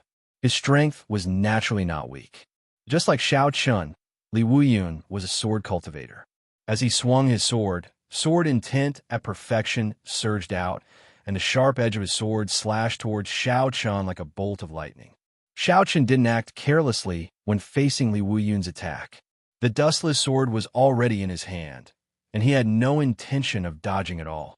Xiao Chun swung his sword to meet Li Wuyun's attack, and he instantly executed the Saint Tier 9 sifting sword. Xiao Chun had been cultivating the Jiu Luo sword qi for many years, and his mastery of it had long reached the level of perfection. As his sword slashed out, the laws of strength and laws of speed completely erupted at the same time. Since he comprehended the energy of the laws, Xiao Chen's comprehension of the laws of strength and laws of speed had deepened. The laws of strength? The laws of speed? Li Wuyun's expression darkened when he sensed the two laws of strength gushing out from Xiao Chen's body. However, he wasn't too surprised. The laws of strength should have been mastered by at least a half-step saint, but in the central world, many outstanding geniuses could comprehend the laws of strength in advance. Unlike in the North Star boundary, where there were very few people who could comprehend the laws of strength in advance, There were many geniuses in the central world who could comprehend the laws of strength in advance. In the various great saint sects, as long as one could become a quasi-saint, he or she would have already comprehended the laws of strength in advance. Therefore, it wasn't too difficult for the young geniuses in the central world to comprehend the laws of strength in advance. As soon as he finished speaking, the law of fire also gushed out from Li Wuyun's body. What Li Wuyun comprehended was the law of fire. Once he unleashed it, his spiritual energy would have the effect of flames. Not only would it increase his attack power, but it could also burn his enemies. It could be considered a very powerful law of fire. As soon as the law of fire erupted, scorching flames began to burn around Li Wuyun's body, making him look like a man of fire. Bathed in the raging flames, Li Wuyun's aura continued to soar, and the longsword in his hand was also wrapped in flames. Shao Chun, your sacred palace branch didn't know how to be patient when you first entered the Heavenly Yin Solar Sect. Not only did you offend the main branch, but you even offended senior brother by Chiron. It seems that your sacred palace really doesn't know what's good for you. Today, I'll teach senior brother by Chiron the rules of the Heavenly Yin Solar Sect. As soon as he finished speaking, the two swords had already collided. The two swords collided and immediately canceled each other out. No one had the upper hand in the first collision, but Li Wuyun didn't give Shao Chun too much time to react. After the first attack canceled each other out, Li Wuyun took a step forward and immediately rushed toward Shao Chun. With the existence of the law of fire, Li Wuyun seemed to leave a sea of fire wherever he passed. Because of the obstruction of such flames, the place where Shao Chun and Li Wuyun were fighting formed a vacuum, making it difficult for others to get close at all. Shao Chun was completely surrounded by flames. The air became extremely hot at this moment. The raging fire that seemed to burn the sky seemed to be about to burn Shao Chun alive. There was nowhere to hide. At the same time, Li Wuyun had already arrived in front of Shao Chun and fiercely flicked the longsword in his hand. Seeing this, Shao Chun didn't hesitate and immediately used his sword to block. Li Wuyun's longsword had reached the saint level. At this time, with the addition of the law of fire, it was considered the best among the saint-level magic weapons. Seeing that Shao Chun wanted to meet him head-on, Li Wuyun shouted coldly, "You're really courting death. Break." Li Wuyun wanted to break Shao Chun's dustless sword with one strike, but he was indeed overthinking it. The saint-level sword in his hand was indeed very strong with the addition of the law of fire, but Shao Chun's dustless sword was even more extraordinary. The dustless sword had no grade, because it was transformed from Shao Chun's sword embryo of the heavenly way. It could be said that it was Shao Chun's divine sword. Therefore, Li Wuyun was daydreaming if he wanted to break the dustless sword with one strike. Begging for a monthly vote, begging for a recommendation.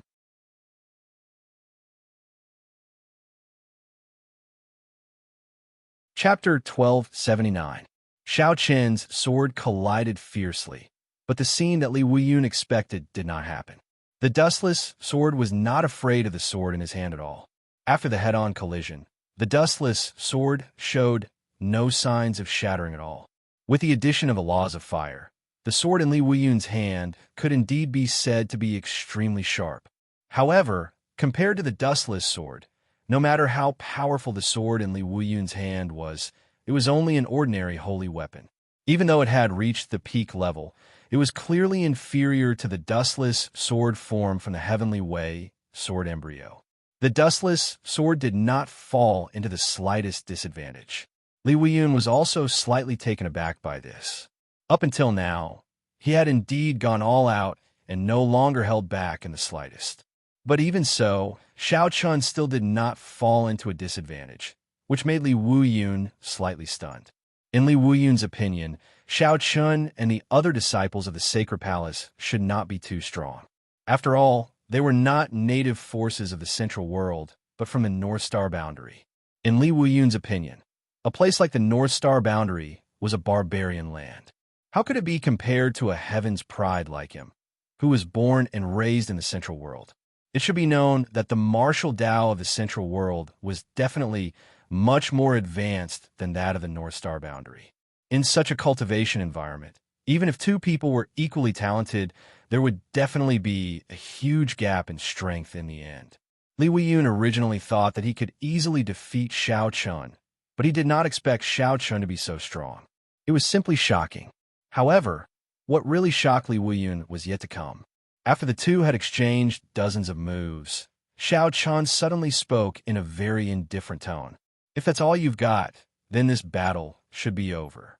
As soon as Xiao Chun said this, the anger in Li Weiyun's heart suddenly rose. What did he mean? Did he think that he was too weak? You're courting death. Xiao Chun actually thought that he was too weak, which made Li Weiyun furious. With a roar, he suddenly slashed down with his sword and the law of fire completely erupted. He was originally surprised by Xiao Chun's battle strength, but he did not expect that Xiao Chun actually thought that he was too weak. How could Li Weiyun accept this? For a moment, he launched a frenzied attack. However, in the face of Li Weiyun's frenzy, Xiao Chun was not afraid at all. In the face of the terrifying law of fire, Xiao Chun did not even bother to dodge. His tempered battle body fully erupted, golden light all over his body, and let Li Weiyun's law of fire burn his body. There was no need to doubt the offensive power of the law of fire. Since it was hailed as a type of law power with extremely powerful offensive power, then the offensive power of the law of fire must be incomparably powerful. If there were other people of the same cultivation level as Li Weiyun, they definitely wouldn't dare to take on the law of fire's attack head-on, like Xiao Chun. However, Xiao Chun was different. With his tempered battle body, he had no problem taking on Li Weiyun's law of fire head-on. Upon seeing Xiao Chun actually taking on his law of fire head-on, Li Weiyun was obviously taken aback. He didn't expect Xiao Chun's physical body to be so strong that the law of fire couldn't hurt him at all. Li Weiyun was horrified and wanted to say something. But before he could speak, Xiao Chun interrupted. This battle can end now. With that, Xiao Chun raised his sword and swept it across. The law of strength and law of speed were fully unleashed. Seeing this, Li Weiyun didn't dare to be careless anymore. At this point in the battle, he knew that he had underestimated Xiao Chun. This guy's strength was definitely not weaker than his and might even be much stronger. He didn't dare to be careless in dealing with Xiao Chun's attack anymore. However, Li Weiyun was still too naive.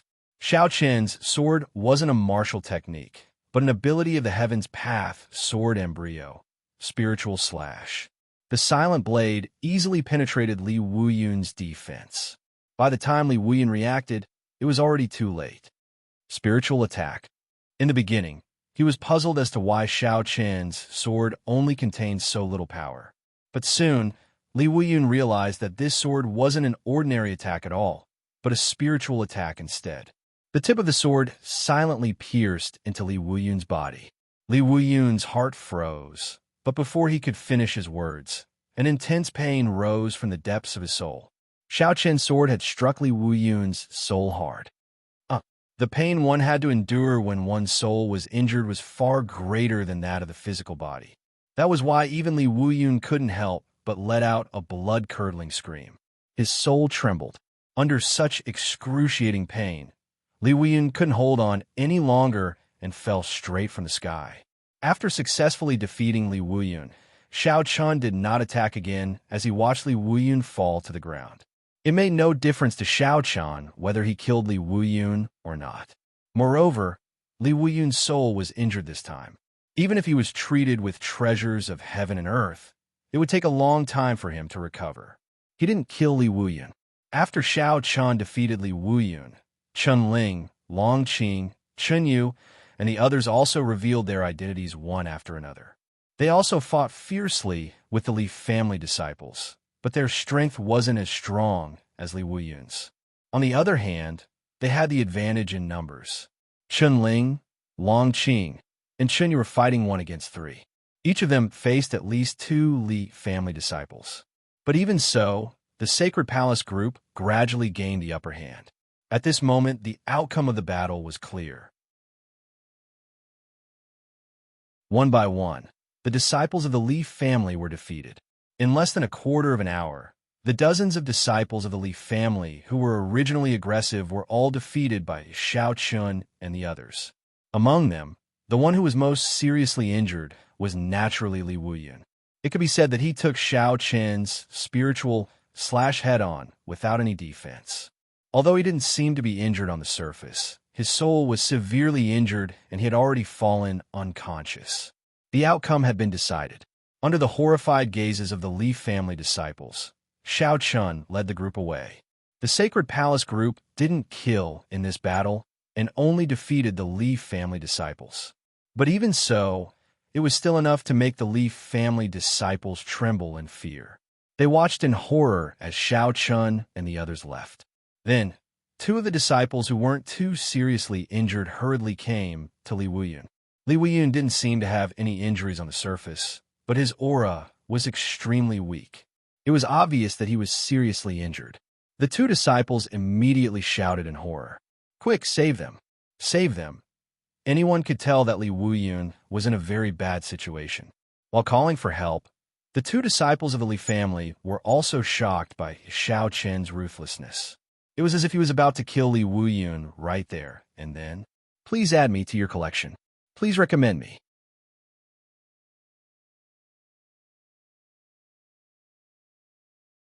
Chapter 1280.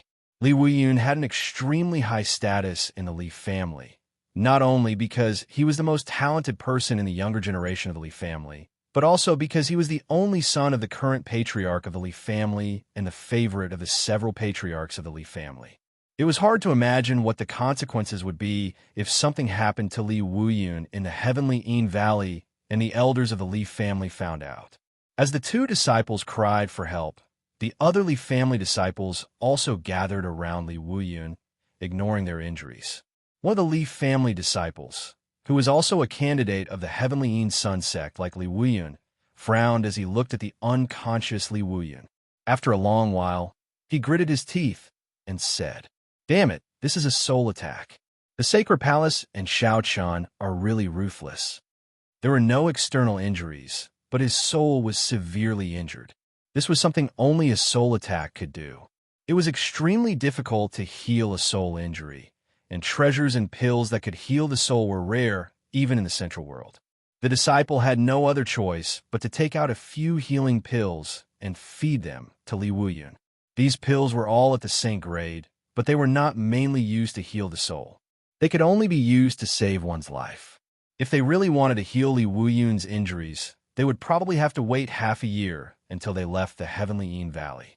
Right when the disciples of the Li clan were extremely worried about Li Wuyun's injuries, another group of people rushed over from afar. The Li family disciples' hearts tightened when they saw this group of people. Most of them were injured, and if they encountered a battle, they would not be able to fight back at all. Fortunately, this group of people didn't make a move. When they arrived in front of the Li family disciples, this group of about 70 to 80 people listened for a moment and asked in confusion, "Liu, what's wrong?" This group of people were disciples of the Sky Mist sect. When they heard the words of the leader, the prospective holy son of the Li family who had fed Li Wuyun the medicinal pill earlier, Liu, took a step forward and said, "Senior Brother Wang, Sai, we encountered people from the Sacred Palace. The relationship between the Sky Mist sect's faction and the Li clan's faction could be considered friendly. This was mainly due to the fact that both factions had some relationship with each other. Therefore, when he saw that the person who came was a disciple from the Sky Mist sect's faction, Liu also secretly heaved a sigh of relief. Moreover, he gave a simple explanation of what happened to the Sky Mist sect's disciple. Upon hearing Liu's words, Senior Wang frowned and walked over to Li Wuyun. After carefully examining him, Senior Wang said with a solemn expression, "Soul attack? And it's an extremely powerful soul attack. It's at least at the Saint grade martial skill level." Brother Li's situation. Senior Brother Wang's eyesight was obviously much more experienced than Liu's, so he quickly saw through Li Wuyun's current situation. Hearing this, Liu nodded with an ugly expression. His heart was filled with bitterness, but there was nothing he could do. He could only grit his teeth and swallow it. This time, the Li family could be said to have tried to steal a chicken only to end up with rice. They originally planned to snatch the Wind Stone from Shao Chun, but in the end, not only did they not succeed, but they were also easily defeated by the Sacred Palace. In particular, it was still unknown whether Li Wuyun could recover fully. Moreover, with Li Wuyun's serious injuries, the Li family's outcome in this trip to the Heavenly Yin Valley could be said to be almost certain. It was unlikely that they would gain much. Dozens of Li family disciples had entered the Heavenly Yin Valley, but they had suffered such serious injuries on the first day. In the following days, the Li family disciples could only find a place to quietly wait for the Heavenly Yin Valley to end. Senior Brother Wang understood the feelings of the Li family disciples, but there was nothing he could do. He did not have a way to heal Li Wuyun's injuries. In the end, Senior Brother Wang could only symbolically leave some pills for Li Yu, and after a few words of consolation, he left with the Heavenly Mist sect disciples. But before he left, Li Yu took the initiative to remind him. Senior Brother Wang, I have something from the bottom of my heart that I hope Senior Brother Wang will keep in mind. Junior Brother, feel free to speak. Senior Brother Wang replied. Although there aren't many people from the Sacred Palace, Senior Brother Wang must not be careless and underestimate them if you encounter them. The people from the Sacred Palace are really abnormal. They're definitely not as simple as they seem on the surface. Li Yu sincerely reminded. After this battle, Li Yu could be said to have personally experienced the terror of the Sacred Palace. Although they were few in number, each one of them was fiercer than the last. Putting aside Shao Chun, Chun Ling, Long Qing, Chun Yu, and Tian, you were all terrifyingly strong. Therefore, anyone who underestimated the Sacred Palace would definitely suffer a great loss. Upon hearing Li Yu's words, Senior Brother Wang was not a brainless person. He let out a soft sigh and nodded slightly. Senior Brother will keep Junior Brother's words in mind. If I encounter the Sacred Palace faction, Senior Brother will be careful. Junior Brother, take care of yourself too. Senior Brother Wang wanted to help the Li family, but he was powerless to do so. After he finished speaking, Senior Brother Wang left with his people. The disciples of the Li family also left while supporting each other. All of them had sorrowful expressions on their faces. It was obvious that their mood was extremely low. The Li family left dejectedly. On the other side, Shao Chun led the group to a dense forest to rest. Shao Chun had originally planned to share the Wind Stone with everyone, but who would have thought that no one would agree and would let Shao Chun use it alone? You're the first chosen of our Sacred Palace, so this Wind Stone should belong to you. Moreover, your strength is also beneficial to our Sacred Palace. Cut the crap, the first Wind Stone is yours. This was what Xinyu said. The Wind Stone was very precious, but no one was jealous of it. Instead, they took the initiative to give it to Shao Chun. Under everyone's insistence, Shao Chun had no choice but to refine the Wind Stone alone. Everyone stood guard for Shao Chun. Shao Chun sat down cross-legged, holding the Wind Stone with both hands. His eyes were slightly closed as strands of Wind Qi continuously entered Shao Chun's body. As the Wind Qi entered his body, the spiritual energy in Shao Chun's body began to circulate on its own. He could clearly feel that the spiritual energy in his body was becoming more and more condensed as it circulated on its own. At the same time, his cultivation was also constantly improving. The Wind Stone's effects were relatively simple, but it was undeniably powerful. Just the fact that it could condense one's spiritual energy was enough to make any cultivator go crazy. Shao Chun could not help but be overjoyed when he felt the terrifying effects of the Wind Stone for the first time. Begging for collection, begging for monthly votes, begging for recommendations.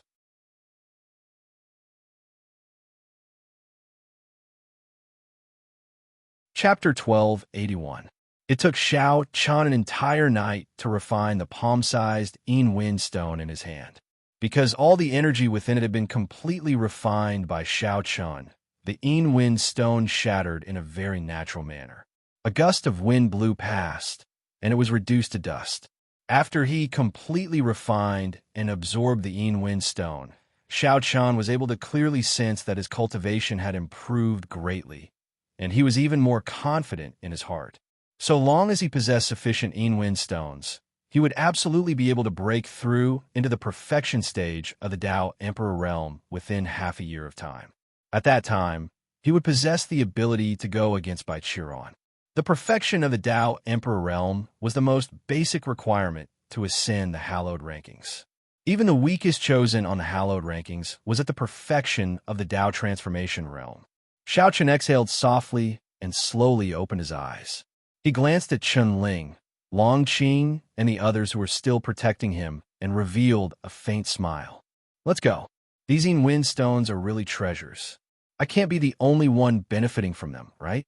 After personally experiencing the benefits of the Yin Wind stones, Xiao Chun was even more confident about this trip to the heavenly Yin Valley. He firmly believed that as long as he had sufficient Yin Wind stones, not only would he be able to improve greatly, but Chun Ling, Long Qing, and the others as well. Searching for even more Yin Wind stones was the goal of Xiao Chun and the others for the next half a year.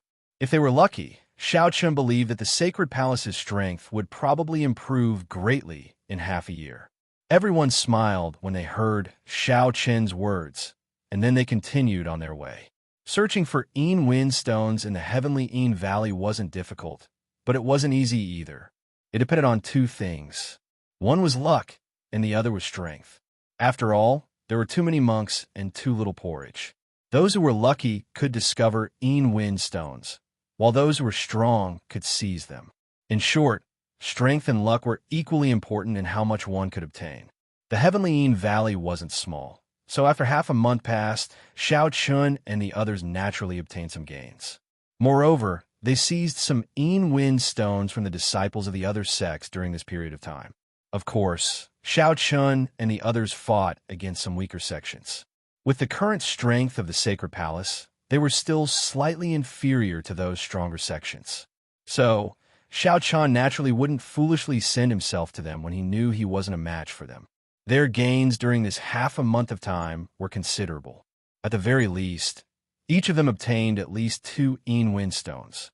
Xiao Chun, Chun Ling, Long Qing, and the others had persevered, so he obtained the most Yin Wind stones. He obtained 5 Yin Wind stones. Actually, Xiao Chun knew why Chun Ling and the others gave him so many Yin Wind stones. All of them hoped that he could break through to the perfection of the Tao Emperor realm as soon as possible, because only then would Xiao Chun possess the strength to fight Baichuan. It was impossible to mediate between him and Baichuan. So, the sooner Xiao Chun broke through to the perfection of the Tao Emperor realm, the better it would be for the Sacred Palace as well. Because if a chosen on the hallowed rankings appeared in the Sacred Palace, then their status in the Heavenly Yin Solar Sect would rise greatly. After all, the Heavenly Yin Solar Sect only had 2 chosen on the hallowed rankings. Xiao Chun was moved by their hope, but he didn't say anything. He could only work hard and strive to break through to the perfection of the Tao Emperor realm as soon as possible. After half a month passed, everyone's cultivation improved, especially Xiao Chun. He could already faintly sense the barrier to the perfection of the Tao Emperor realm. Half a month in the Heavenly Yin Valley was practically equivalent to a few years of cultivation for Xiao Chun in the outside world. This was how terrifying a secret realm was. Xiao Chun and the others found a place to rest at night. At the same time, Qin Shiru and the others started to refine the Yin Wind stones, while Xiao Chun and the others were responsible for standing guard for them. In the Heavenly Yin Valley, it was naturally impossible to let down one's guard. Therefore, when everyone refined the Yin Wind stones, they did it in groups. One group was responsible for cultivating, while the other group was responsible for guarding. Now, it was Qin Shiru and the other 3 girls' turn to refine the Yin Wind stones. The 4 of them sat at the center, while Xiao Chun and the others gathered around them. All of them seemed to have their eyes closed, but they were actually constantly vigilant towards every single movement in the surroundings. The night was dark. It was a night that wasn't any different from any other night. Everything seemed to be very normal. However, it was precisely during this seemingly impermanent night that Xiao Chen's sharp senses suddenly noticed 2 weak auras amidst the silent night. These 2 auras were approaching them. Xiao Chun suddenly opened his eyes when he noticed this. At the same time, Chun Ling, Long Qing, and Chun Yu noticed the existence of these two auras as well. The four of them exchanged glances before Xiao Chan said in a low voice, "Senior brother Chun Yu, stay behind. I'll go take a look with big brother and second sister." Without knowing the other party's identity and purpose, Xiao Chun didn't dare to let his guard down. He left Chun Yu to lead the others to continue guarding Qin Shu and the others while he, Chun Ling, and Long Qing went to take a look. Hearing Xiao Chen's words, Xiao Chen nodded in response. Then, under the cover of the night, the three siblings quickly disappeared from their original spot. After Xiao Chun and the others left, Emperor Qing and the others opened their eyes one after another and were secretly on guard. Obviously, they had also noticed that something was wrong. Taking advantage of the cover of the night, Xiao Chun and the others quickly discovered the source of these two auras. There was no doubt that they were two disciples of the Heavenly Note Extreme Yang sect. However, at this time, these two disciples were injured. It was obvious that they had just experienced a battle. The disciples of two sects should have encountered each other, and then a battle broke out.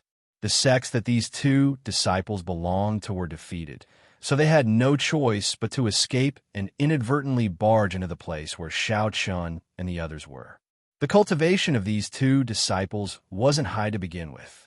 They were only at the initial Tao Emperor stage. Moreover, they were seriously injured. Therefore, after Xiao Chun and the others exchanged glances, they didn't think much and immediately attacked. Since they were already injured, it didn't take much effort for Xiao Chun and the others to successfully capture the two disciples and bring them back.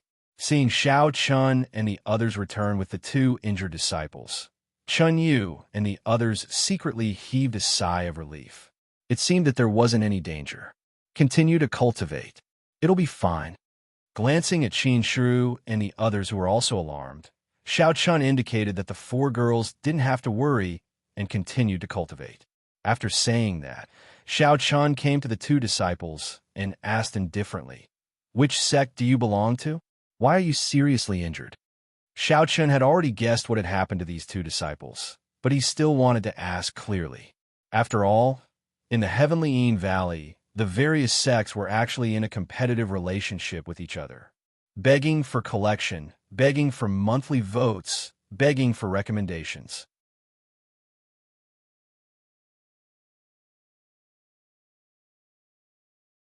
Chapter 1282. Xiao Chan was very curious about the encounter of these two disciples. After all, this was related to the safety of his side. Upon hearing Xiao Chen's words, the two disciples exchanged glances with each other. A vicious glint flashed across one of them's eyes before he spoke. "I can tell you," but just as the disciple was speaking, another disciple beside him angrily interrupted, "You can't tell them. You can't tell them." The two of them seemed to know some kind of secret. However, one of them was willing to reveal it, while the other was unwilling to. After hearing their words, Xiao Chun did not panic. He just quietly looked at the two of them. At the same time, a faint smile appeared on the corner of his mouth. It seemed that things were not as simple as he thought. This was probably not a simple battle between two factions. Xiao Chun didn't urge them. He just calmly looked at the two disciples. Under Xiao Chen's gaze, the disciple who was willing to tell the secret to Xiao Chun shouted angrily, "Why can't I say it?" Senior Marshall's sister was still in their hands. If he could save Senior Marshall's sister, so what if he told them? In any case, we can't interfere with that place. If we can save Senior's sister and cause trouble for them, why can't we tell them? The disciple said with hatred. Hearing this, the other disciple who had scolded him earlier fell silent. Seeing that his companion had fallen silent, the disciple turned his gaze to Xiao Chun and took a deep breath, then said, "Xiao Chun, we have discovered a culvert made of Yin Wind stones. There are a large number of Yin Wind stones inside. I estimate that there are no less than 300 pieces. If you can agree to my conditions, I will tell you the location of this culvert." Yin Wind stone culvert? Hearing this disciple's words, the eyes of Xiao Chun, Chun Ling, Long Qing, and the rest all lit up. Although Xiao Chun and the others had not seen the Yin Wind stone culvert with their own eyes, they had some understanding of it. The so-called Een Wind Stone Culvert was actually the eye of the Een Wind Valley's Een Cold Wind. Since it was the eye of the wind, the Een Cold Wind within it was naturally incomparably strong. Moreover, as the source of Een Cold Wind, there would definitely be a large number of Een Wind Stones within it. However, the location of the wind was not fixed. Instead, it was constantly changing. Therefore, every time the Chilly Wind Valley opened, the place that most of the disciples wanted to find was the Chilly Wind Stone Culvert, which was also the location of the wind eye. Because as long as they found the eye of the storm, they would be able to obtain a large number of Een Wind Stones. Of course, if any of the storm eyes of the wind was discovered, it meant that an intense battle was about to erupt. After all, no faction wished to share such a precious treasure. Never had he imagined that it was actually related to the Een Wind Stone Culvert. In this way, even Xiao Chun was unable to maintain his composure. Xiao Chun had already deeply experienced the benefits of the Een Wind Stone Culvert. If he was able to occupy the Een Wind Stone Culvert, then Xiao Chun was absolutely confident in breaking through to the perfection stage of the Tao Emperor realm. It was truly a pleasant surprise. I never expected that these two disciples would actually bring news of the Een Wind Stone Culvert. Xiao Chun forcefully suppressed the excitement in his heart and looked at the disciple as he spoke. "What is it? Tell me." For the sake of the Een Wind Stone Culvert, Xiao Chun didn't mind listening to the disciple's conditions. If it was within his ability, then Xiao Chun didn't mind making a deal with him.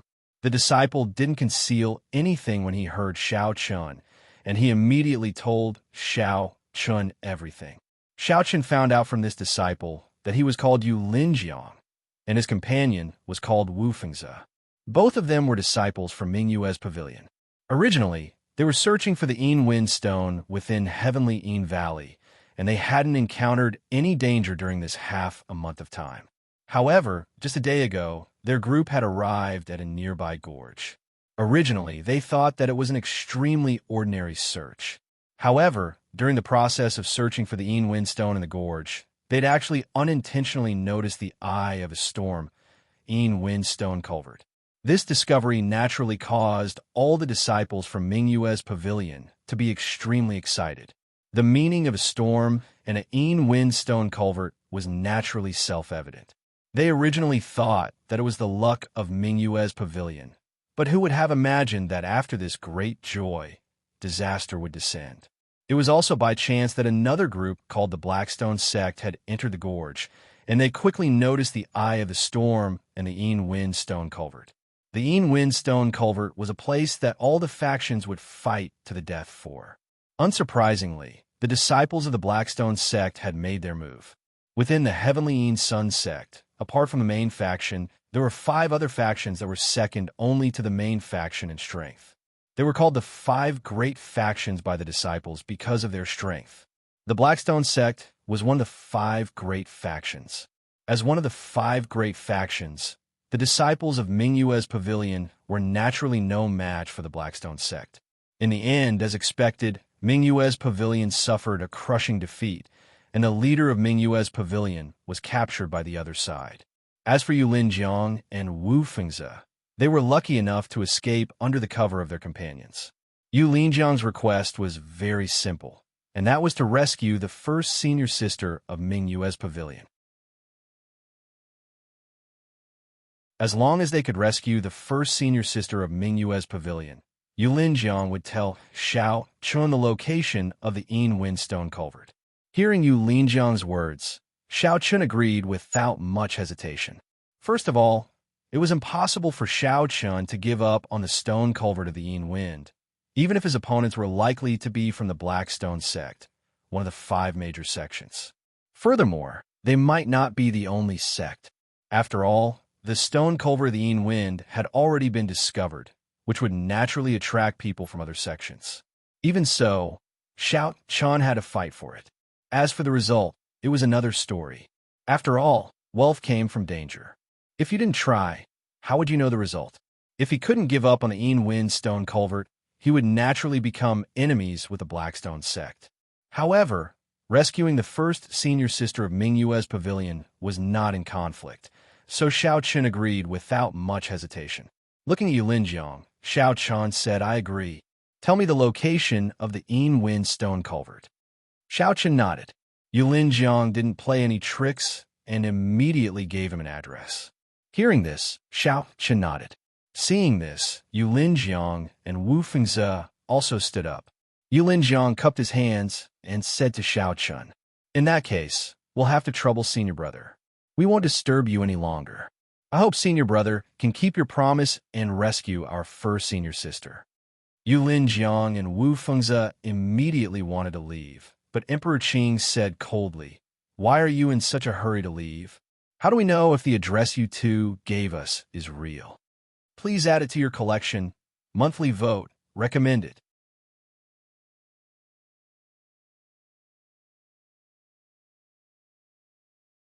Chapter 1283.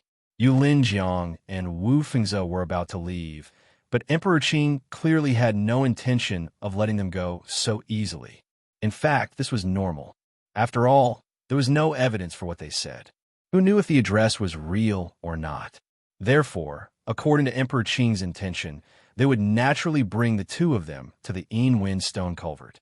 Moreover, if the two of them met disciples of other factions on the way and told them the secret, the competition for the Yin stone culvert would be even more intense. The Azure Emperor had indeed guessed their thoughts. Yulinjiang was indeed thinking the same thing. He did intend to spread the news of the Yin stone culvert as soon as he left, so as to attract more factions to fight for it. Yulinjiang was not a fool. He knew that he could not place all his hopes on Xiao Chun and the Sacred Palace. After all, the opponent was one of the 5 major factions, the Blackstone sect. How could the Sacred Palace alone rescue the great senior sister of the Mingyue court? To put it bluntly, Yulinjiang did not trust the Sacred Palace. His idea was very simple. Since the Mingyue court was destined to not get the Yin stone culvert, they would do their best to stir up trouble. When the time came, not only would the Mingyue court be able to take the opportunity to rescue the great senior sister, they might even be able to fish in troubled waters and obtain unexpected benefits. Besides, even if they did not obtain anything in the end, Yulinjiang would be happy to see them cause more trouble for the Blackstone sect. He already had a plan in mind, but now that Emperor Qing had ordered them not to leave, Yulinjiang's heart immediately tightened. If the Sacred Palace did not release the great senior sister, all his plans would be ruined. Just as he was thinking about how to escape, Xiao Chun spoke up. Let them go. He had not stopped the two of them. Emperor Qing and the others were puzzled when they heard Xiao Chen's words, but since Xiao Chun had spoken, they naturally would not say anything more. While everyone was puzzled, Yulinjiang and Wu Fengze left. Before leaving, Yulinjiang secretly glanced at Xiao Chun and sneered in his heart. What an idiot, but I have to thank you. Yulinjiang thought that Xiao Chun was an idiot and did not know what he was thinking. However, he did not know that Xiao Chun actually understood everything. He let the two of them go because Xiao Chun wanted them to stir up more trouble. At this time, Emperor came to Xiao Chen's side and asked, Senior brother, why did you let them go? No one knows whether what they said is true or not. Even if it's true, when the news, more disciples of the other factions, more disciples to come, we will face to face faces to say, Senior brother, why did you let them go? Who knows if what they said they said. I want the two of them to stir up more trouble. The more trouble they cause, the better it is for us. Originally, they thought that Xiao Chun had been deceived by Yulinjiang, which was why he let the two of them go. However, Xiao Chun had obviously guessed Yulinjiang's thoughts and had let them go on purpose. However, they did not know what Xiao Chun wanted to do. Only Qinling and Qin Yu seemed to understand something and smiled slightly. Xiao Chun did not explain too much to the crowd. As soon as he finished speaking, he went to the side and sat down cross-legged. Although Emperor Qing and the others were still confused, they did not ask any more questions. They could only sit in a circle again and close their eyes to rest. At the same time, they were on guard against any movement around them. After a night of silence, early the next morning, Qin Shu and the other 3 girls ended their cultivation. Everyone did not waste any time and started a rush to the address Yulinjiang gave them last night. The Yinwen stone culvert was not far from where Xiao Chun and the others were now. They would arrive in less than a day. However, Xiao Chun did not seem to be in a hurry. He did not rush at full speed along the way.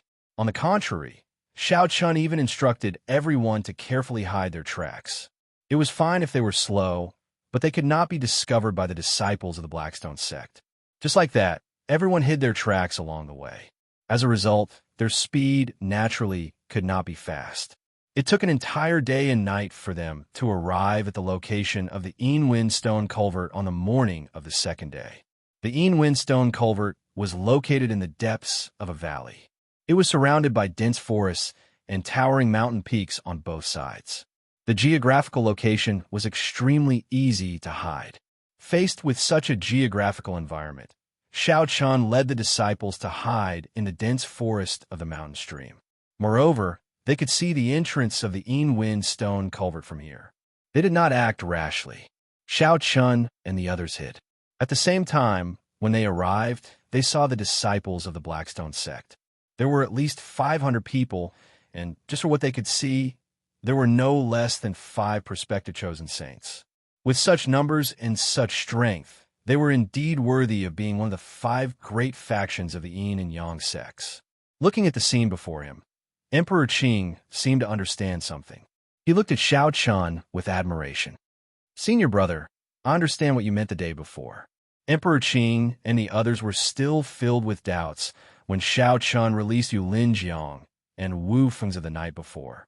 However, after seeing the strength of the Blackstone sect with their own eyes, Emperor Qing and the others finally understood the significance of Xiao Chen's actions.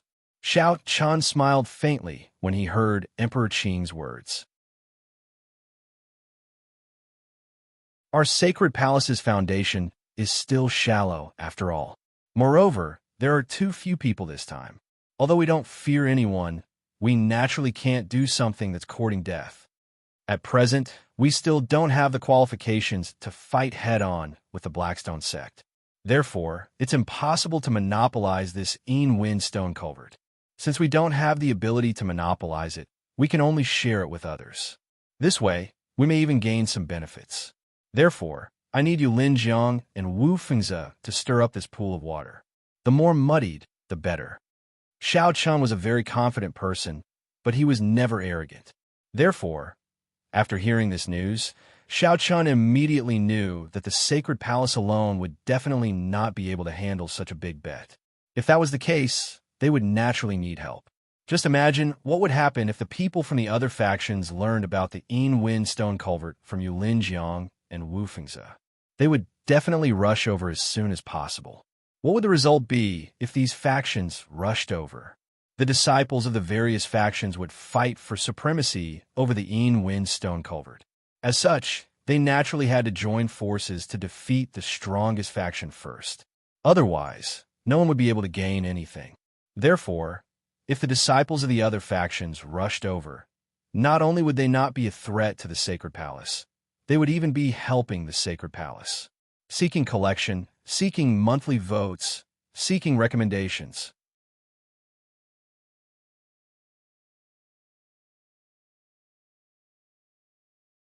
Chapter 1284. If a pack of hungry wolves encountered a ferocious tiger, there could only be one result, and that was to attack it as a group. The reason was very simple. A wolf could never be a match for a ferocious tiger. Therefore, if the pack of wolves did not join forces, they could only be defeated one by the ferocious tiger. Such a simple reason, believed that everyone understood. Therefore, Xiao Chun was sure that when the time came, the disciples of the major factions would gather.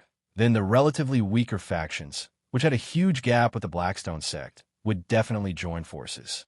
Because if they did not join forces, then no one would benefit. They would not even be able to drink a mouthful of soup. It was impossible for the powerful Blackstone sect to share this Yinwen stone culvert with everyone. Therefore, if they want to get a piece of this meat, they could only join forces and defeat the powerful Blackstone sect first. In this way, everyone would be able to benefit. Of course, it was not that Xiao Chun did not think of going over to talk to the Blackstone sect. But this idea was only flashed by and was rejected by Shao Chun. Talking to the Blackstone sect was simply a joke. What was the premise of a negotiation? It was that the strength of both sides should be maintained at the same level, and there could not be too much of a gap. Once the gap in strength between the two sides was too big, then they would lose the ability to negotiate. Just think about it. In the face of negotiation partner who could be easily crushed, would you still talk to him? Of course not, because even his life and death were in your hands. What else was there to talk about? Therefore, if they wanted to get a share of this Wind stone culvert, they could only gather the strength of the other factions. When the time came, they would defeat the Blackstone sect and then fight with the other factions who were not strong. This way, their chances would be greater. Hiding in the mountain stream, Shao Chun did not make a move, but ordered everyone to carefully hide their tracks and not be discovered by the disciples of the Blackstone sect. As for the rest, they could only wait for the arrival of the disciples of the major factions. Time passed slowly, and in the blink of an eye, 3 days had passed. In these 3 days, in this seemingly calm valley, there was actually an undercurrent surging. In these 3 days, disciples from 9 different factions had already arrived, including the Blackstone faction that had been occupying the Wind stone culvert. There were disciples from 10 different factions gathered in this valley. As more and more factions arrived, it was naturally impossible to hide their whereabouts. Therefore, after 3 days, although the war had not yet broken out, the positions of the disciples of the various factions were basically exposed.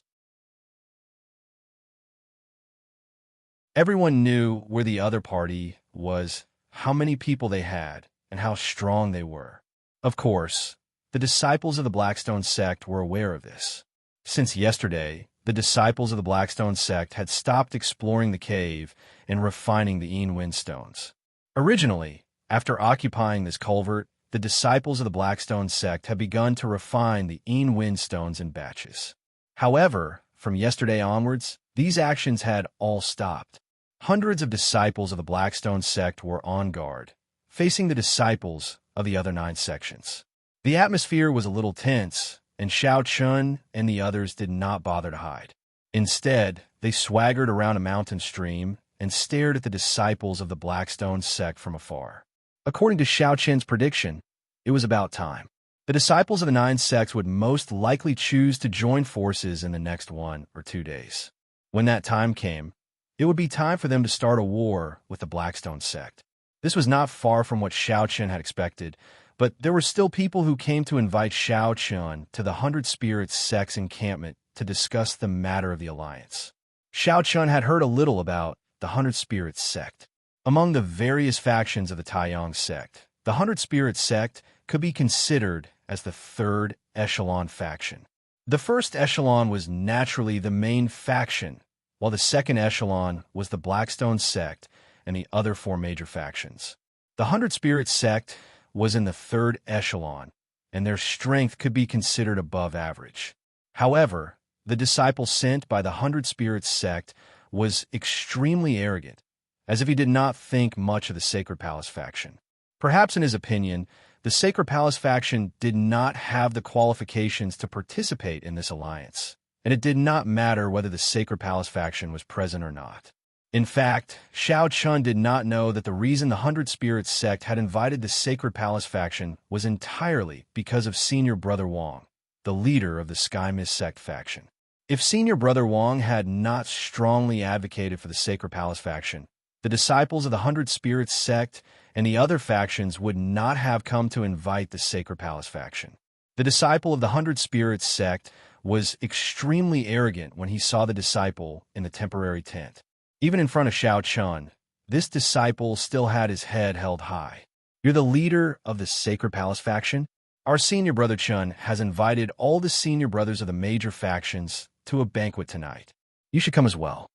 The disciple of the 100 Spirits sect said arrogantly with his nose pointed to the sky. Shao Chun's expression did not change when he heard this, but the Qing Emperor, Bai Yi, and the others all had icy expressions on their faces. This fellow was simply courting death. A mere Tao King realm disciple actually dared to act so arrogantly in front of the first chosen of the sacred palace. The 100 Spirits sect disciples' words made it seem as if the sacred palace could already burn incense to thank the heavens for participating in this alliance. It was completely a form of charity. Shao Chun smiled faintly in response to the disciples' arrogance. Qing Emperor, this kid's mouth stinks. Help him clean it up. Shao Chun naturally would not lower himself to the same level as such a small figure. But since he had come to the sacred palace's territory and acted so arrogantly, he had to pay a price. The Qing Emperor didn't hesitate at all when he heard Shao Chun, and he immediately took a step forward. His cultivation at the advanced stage of the Tao Emperor realm shot into the sky, and a terrifying might pressed down towards that disciple with overwhelming force. The 100 Spirits sect disciple's expression suddenly changed when he sensed the Qing Emperor's terrifying aura. He immediately rebuked angrily. "How dare you? I'm from the 100 Spirits sect." He wanted to threaten everyone with words, but unfortunately, the Qing Emperor did not give him a chance to speak at all. He directly punched out and ruthlessly struck the disciple's face. The Qing Emperor's target was the disciple's mouth every time he attacked. After a few punches, the disciple's teeth were all knocked out. He could not speak clearly, and his face was covered in blood. In the end, he fainted. So weak. He fainted after a few punches? The Qing Emperor muttered unhappily when he saw the disciple faint. Shao Chun finally smiled faintly when he saw this. "All right, Qing Emperor, take him and come with me. The rest of you, stay here and be careful. Don't let your guard down. Begging for your collection, begging for monthly votes, begging for recommendations."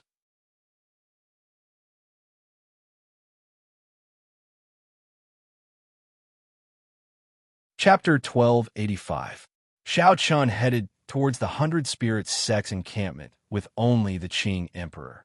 Although the disciples of the various factions had chosen to form an alliance due to the strength of the Blackstone sect, Shao Chun would not let his guard down. Therefore, he reminded everyone to be on their guard. Together with the Qing Emperor and the unconscious 100 Spirits sect disciple, the two of them rushed towards the 100 Spirits sect's encampment. Currently, the disciples of the 10 major factions were gathered in this small valley. There were close to 2,000 people, and they were not far from each other. Therefore, it took less than 15 minutes for Shao Chun and the Qing Emperor to arrive at the 100 Spirits sect's encampment. Compared to the Sacred Palace's faction, the 100 Spirits sect's faction clearly had many more disciples. There were more than 200 people from the 100 Spirits sect's faction who had entered Ill Wind Valley this time. Apart from the Blackstone sect's faction, they were currently the faction with the largest number of disciples in the valley. Therefore, it was understandable that the 100 Spirits sect was the leader of this alliance. Due to the large number of disciples, the 100 Spirits sect's encampment was naturally much larger than the Sacred Palace's encampment. Furthermore, the construction of the encampment was also quite decent.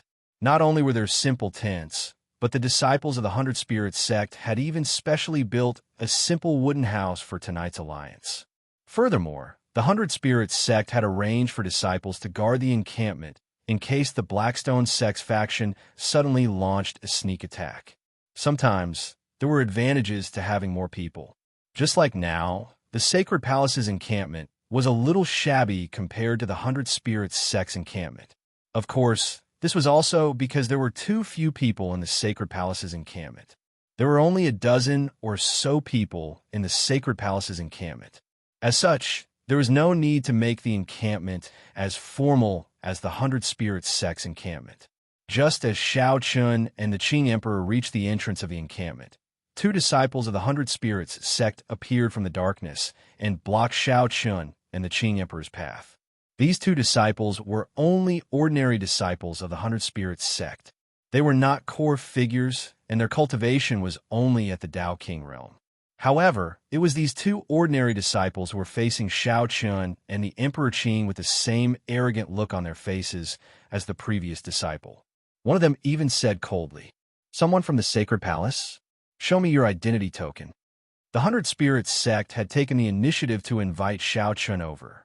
Now, they even had to show their identity token to verify his identity. Furthermore, the tone of this disciple was extremely arrogant. Hearing this, Xiao Chun did not say anything. However, the Qing emperor, who was beside him, shouted, "You're courting death." The Lotus Emperor clearly didn't have a good impression of the Hundred Spirits sect. Every single one of them was a bunch of snobs.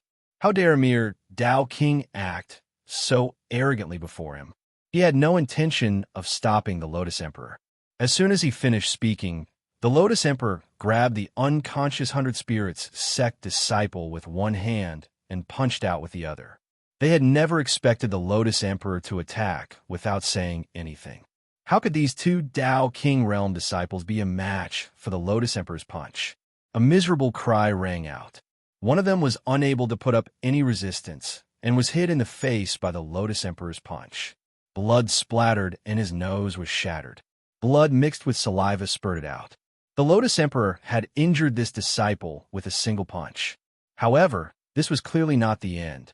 The Lotus Emperor did not give the two any time to react. He directly leaped forward, ignoring the disciple in his hand, and engaged in a fierce battle with the two of them. Although it was a fierce battle, it was more of a one-sided beating of the 200 Spirits sect disciples by the Lotus Emperor. The two sides were simply not on the same level. When the Lotus Emperor attacked, the terrifying aftershocks of the battle were naturally felt by everyone in the wooden hut. At this moment, the light of the fire illuminated the wooden hut. Apart from the Sacred Palace faction, the other 8 factions had already gathered together. Everyone had been drinking and discussing the alliance.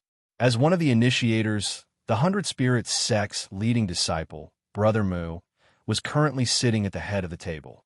Among the 8 factions present, the 100 Spirits sect was the strongest. Therefore, Brother Mu naturally became the leader of this alliance. Of course, Brother Mu's strength could not be underestimated. He was ranked 9th among the many candidates of the Heavenly Yin Sun sect and was very strong. They did not take the Sacred Palace faction seriously at all. In fact, they had already begun discussing the alliance before Xiao Chun had even arrived. This was indeed naked contempt. However, just as everyone was drinking and discussing, a violent aftershock of the battle suddenly came from outside the house. Feeling the aftershock of the battle, the expressions of the leading disciples of the 8 major factions changed. Brother Mu, who was leading the group, shouted in a deep voice. The Blackstone sect launched a sneak attack. They must be courting death. Everyone, follow me to take a look. At first, they thought that the Blackstone sect had launched a sneak attack. As soon as he finished speaking, Brother Mu's figure flashed, and he directly rushed out of the wooden hut. Seeing this, the other disciples of the 7 factions also followed closely behind. If the Blackstone sect had launched a sneak attack, a battle was unavoidable tonight. Everyone rushed out of the wooden hut as if they were facing a great enemy. However, when they saw the 2 sides of the battle, they finally realized that this was not a sneak attack by the Blackstone sect. Xiao Chun stood in the night with his hands behind his back. The Lotus Emperor was holding 100 Spirits sect disciple in one hand and violently beating the 2 people blocking his way with the other. Brother Mu's face darkened when he saw that the 2 people being beaten by the Lotus Emperor were indeed disciples of the 100 Spirits sect. He immediately shouted angrily, "You must be courting death. Stop right now." He did not ask what had happened. In his opinion, since the Lotus Emperor dared to attack the disciples of the 100 Spirits sect, no matter what the reason was, he must be punished. However, Brother Mu thought too highly of himself.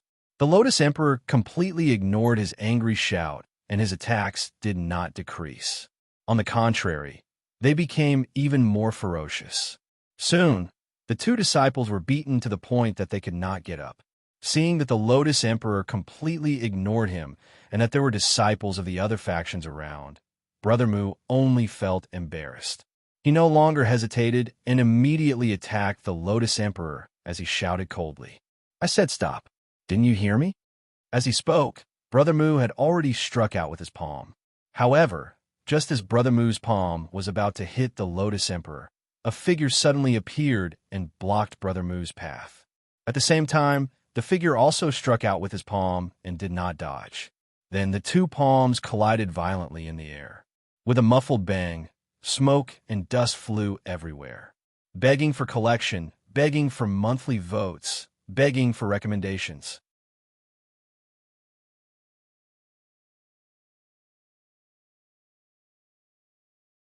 Chapter 1286. The voice that suddenly appeared naturally belonged to Xiao Chun, who had been standing at the side all this time. When Brother Mu attacked, Xiao Chun also chose to attack at the first possible moment. Their cultivations were almost the same, and they had both reached the limit of the perfection Tao Emperor realm. The ground cracked inch by inch from the collision, and dust flew in all directions. Xiao Chun and Brother Mu's bodies were forced to take a few steps back because of the powerful force of each other's collision. The two of them could be said to be evenly matched, and neither of them had gained the upper hand. However, Xiao Chun's expression seemed very calm. Xiao Chun hadn't used his flawless body in the collision just now, so such an outcome was normal. On the other hand, Brother Mu's expression was extremely interesting. In fact, Brother Mu had already roughly guessed the identities of Xiao Chun and Emperor Qing. Since they weren't from the Blackstone sect, they could only be from the Sacred Palace. However, the Sacred Palace was only a new faction, and it wasn't a local force in the Central World. Brother Mu originally thought that he could easily take it down, but after colliding with Xiao Chun, Brother Mu had to admit that he had underestimated Xiao Chun. Although the two of them hadn't used their full strength or martial skills in the collision, Brother Mu was certain that Xiao Chun's strength should have surpassed most of the leading disciples of the various factions present. Brother Mu still had a discerning eye. After confirming this, Brother Mu's expression became a little complicated. As the dust dispersed, Xiao Chun appeared in front of Brother Mu for the first time. Emperor Qing stood beside Xiao Chun with a furious expression and casually tossed the disciple who had been knocked unconscious by Emperor Qing to Brother Mu's feet. Brother Mu immediately recognized that this person was the disciple he had sent to the Sacred Palace. However, he was already heavily injured at this moment, and all his teeth had been knocked out. His face was covered in blood, and he looked terrible. The disciple he had sent to invite the Sacred Palace was actually beaten half to death. Brother Mu's heart burned with rage as he looked coldly at Xiao Chun. "You're Xiao Chun, the eldest senior brother of the Sacred Palace?" "That's right," Xiao Chun said indifferently. "Isn't your Sacred Palace going too far? I kindly sent someone to invite you, but you actually beat him up like this?" Xiao Chun nodded indifferently. Seeing this, Brother Mu's voice became even colder. Brother Mu was angry, not because of this disciple, but because of his own face. Xiao Chun's behavior was tantamount to slapping his face. However, Xiao Chun did not care about Brother Mu's anger at all. He smiled and said indifferently, "This person has a foul mouth. I'll help you teach him a lesson." Also, since everyone is here, I think it's better to make some things clear. I don't know what everyone thinks of my Sacred Palace, but there's one thing I can tell you very clearly. Although the Sacred Palace has just merged with the Taiyang sect, we are not to be trifled with. Since you want to cooperate, you must have a cooperative attitude first. If anyone looks down on or insults my Sacred Palace, then I'm sorry. My Sacred Palace people do not have the habit of not fighting back after suffering a loss. Therefore, in order for the cooperation to go smoothly, I don't want to encounter such a situation again.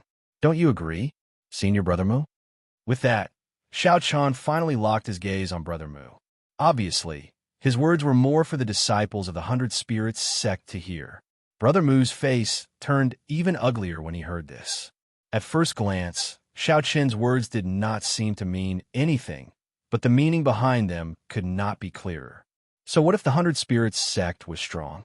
The Sacred Palace wasn't afraid of them. If they wanted to cooperate, then they had to know the position of the 100 Spirits sect. As the initiator of this alliance, and the strongest faction in the valley besides the Blackstone sect, Brother Mu naturally could not tolerate Xiao Chun's provocative words. Therefore, as soon as Xiao Chun finished speaking, Brother Mu shouted coldly, "Enough, Xiao Chun. This is my 100 Spirits sect's territory. It's not a place where you can act presumptuously. If you want to say something like this, you should know your place. The surrounding disciples of the other 8 factions were all watching the situation. Under such circumstances, Brother Mu naturally could not embarrass the 100 Spirits sect. However, upon hearing Brother Mu's words, Xiao Chun chuckled nonchalantly. Place? You don't have to worry about that, Senior Brother Mu. My words are already very clear. If you want to cooperate, then you should have a cooperative attitude. If that's the case, then my Sacred Palace faction can consider defecting to the Blackstone sect. You're courting death. Xiao Chun was already a blatant threat. Upon hearing this, Brother Mu could no longer tolerate it. After a furious roar, he immediately attacked Xiao Chun again. The Sacred Palace faction defecting to the Blackstone sect? What was this? Was this a slap to the 100 Spirits sect's face? Without the slightest hesitation, Brother Mu attacked Xiao Chun again. In response, a smile appeared on Xiao Chun's face. That's right, Xiao Chun had deliberately angered Brother Mu. The people of the other factions were extremely contemptuous of the Sacred Palace, and Xiao Chun was naturally aware of this. If he wanted to change this situation and make the other factions take the Sacred Palace faction seriously, the best way was naturally to display his strength. If he was strong, then others would naturally not dare to look down on him. Moreover, whether it was to deal with the Blackstone sect later on or to distribute the benefits, the Sacred Palace faction had to display enough strength to make the disciples of the other factions pay attention or even fear the Sacred Palace faction. This way, the Sacred Palace faction would have more right to speak. At the same time, they would have more initiative in the distribution of benefits. Strength and right to speak would always be linked. Therefore, Xiao Chen's main reason for coming today was to display the Sacred Palace's strength in front of everyone. Therefore, in the face of Brother Mu's attack, Xiao Chun was not the slightest bit afraid. On the contrary, he was secretly delighted because Brother Mu had fallen for his trap. How could he display his strength? The best way was naturally to fight with Brother Mu. If he could force Brother Mu to retreat, then his goal would naturally be achieved. Therefore, seeing that Brother Mu's attack was coming as expected, Xiao Chun did not dodge. Instead, he directly pointed out a finger and instantly displayed the first finger of the 9th Heaven Sword Finger, the Chun Jun Sword Finger. Although the Chun Jun Sword Finger was only an ordinary upper-grade martial technique, with the addition of Xiao Chen's strength, sword will, and the power of law, its power was definitely not weak. A golden light flashed by. Seeing this, Brother Mu's face darkened slightly, and he coldly shouted, "Insignificant skill." At the same time, Brother Mu's palm turned into a claw and directly clawed out. 3 claw marks fiercely collided with the Chun Jun Sword Finger, begging for collection, begging for monthly votes, begging for recommendations.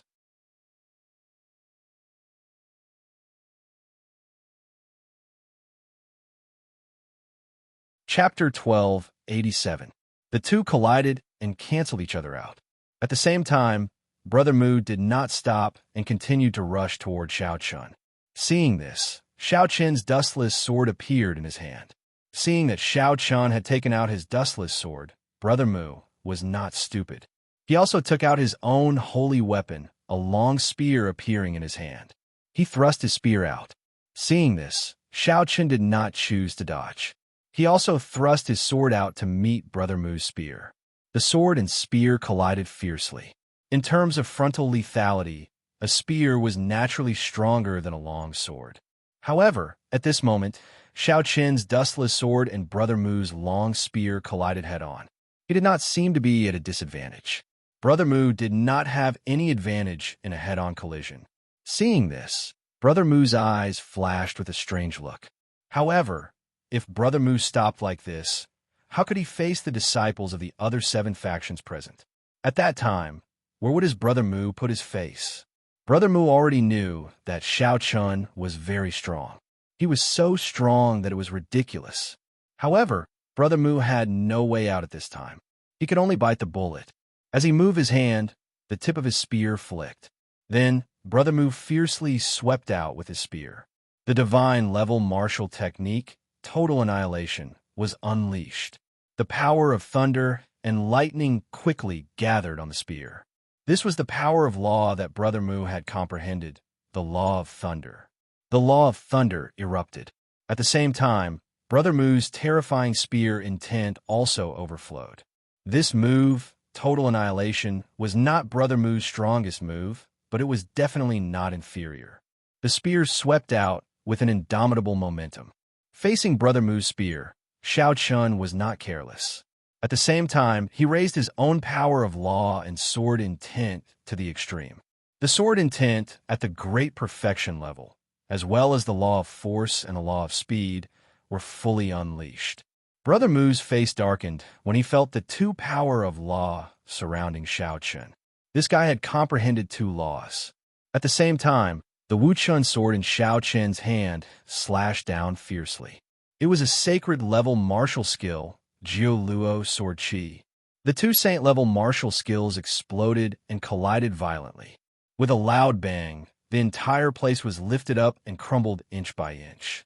Even the space around them fluctuated violently. Seeing that the shock waves were about to spread, the surrounding disciples quickly retreated. The 100 Spirits sect's encampment was instantly destroyed and completely razed to the ground. Under the night sky, smoke and dust rose everywhere. Facing such a head-on collision, the leading disciples of the other 7 factions were all shocked. They were shocked by Shao Chun's strength. They were no strangers to Brother Mu. Moreover, Brother Mu was ranked 9th among the prospective holy sons of the Taiyang sect. It was normal for him to have such strength. However, they had always looked down on Shao Chun from the Sacred Palace faction. Who would have thought that Shao Chun would possess such combat strength that was not inferior to Brother Mu's? This result was simply beyond everyone's expectations. Of course, they did not know that Shao Chun had not used his full strength in that move.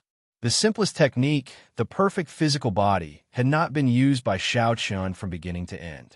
In other words, Shao Chun had not used much of his physical strength in the battle with Brother Mu. He had relied more on his cultivation to fight Brother Mu. The reason why Shao Chun had hidden his cultivation was because he was considering what would happen later. He wanted to get more benefits at the end. Smoke and dust scattered in all directions as the attack landed. Everything in the surroundings was reduced to ruins. Naturally, the nearby Blackstone sect's encampment also sensed the violent fluctuations of the battle. At this moment, in the center of the Blackstone sect camp, several prospective holy sons of the Blackstone sect were sitting in a circle in a large wooden house. They looked at the person leading them, and one of the disciples asked, "Senior brother, it's from the 100 Spirits sect camp. Did they break out into an internal conflict?" The terrifying shockwaves that were destined to spread from the 100 Spirits sect stunned the people from the Blackstone sect. However, the young man sitting at the head of the table did not seem to mind as he smiled faintly and said, "That's right. Isn't it better if there's an internal conflict? It saves us the trouble of fighting." At the same time, at the 100 Spirits sect camp, after the collision, the smoke and dust began to slowly dissipate. Shao Chun and Brother Mu's figures appeared before everyone's eyes again. They had already used saint-level martial skills. Moreover, it was a head-on collision. Both of their auras were a little violent, but it was not too serious. Both of them stared intently at each other. Brother Mu was completely shocked. Shao Chun's strength was not much weaker than his own. Brother Mu stared coldly at Shao Chun. Just as he was about to attack again, someone suddenly appeared between the two of them. This person was none other than Senior Brother Wang, the leader of the Sky Mist sect camp. His full name was Wang Chikuan. Brother Mu's face turned cold when he saw Wang Chikuan appear. "Wang Chikuan, what are you doing?" Compared to the others, Wang Chikuan had a deeper understanding of the Sacred Palace camp. After all, when he first met the Li family camp, Liu of the Li family had warned him not to underestimate the Sacred Palace camp. Therefore, Wang Chikuan had always been wary of the Sacred Palace camp. It was also because of Wang Chikuan's involvement in the alliance that Brother Mu had sent someone to invite Shao Chun. After witnessing Shao Chun's battle strength with his own eyes, if Wang Chikuan still had some doubts about Liu's words before, he no longer dared to underestimate the sacred palace camp. Xiao Qian's strength alone was comparable to Brother Mu's. With such a person in charge, the sacred palace camp naturally could not be weak. In addition, in the sacred palace camp, besides Xiao Chun, Chun Ling, Long Qing, and Chun Yu were all abnormally strong. They were all strong enough to fight Brother Mu. Wang Qikuan glanced meaningfully at Xiao Chun, then turned his gaze to Brother Mu and revealed a faint smile. Senior Brother Mu Ge, now is not the time for internal strife. We all have the same enemy, so let's end it here. Wang Qikuan stepped forward to act as a peacemaker.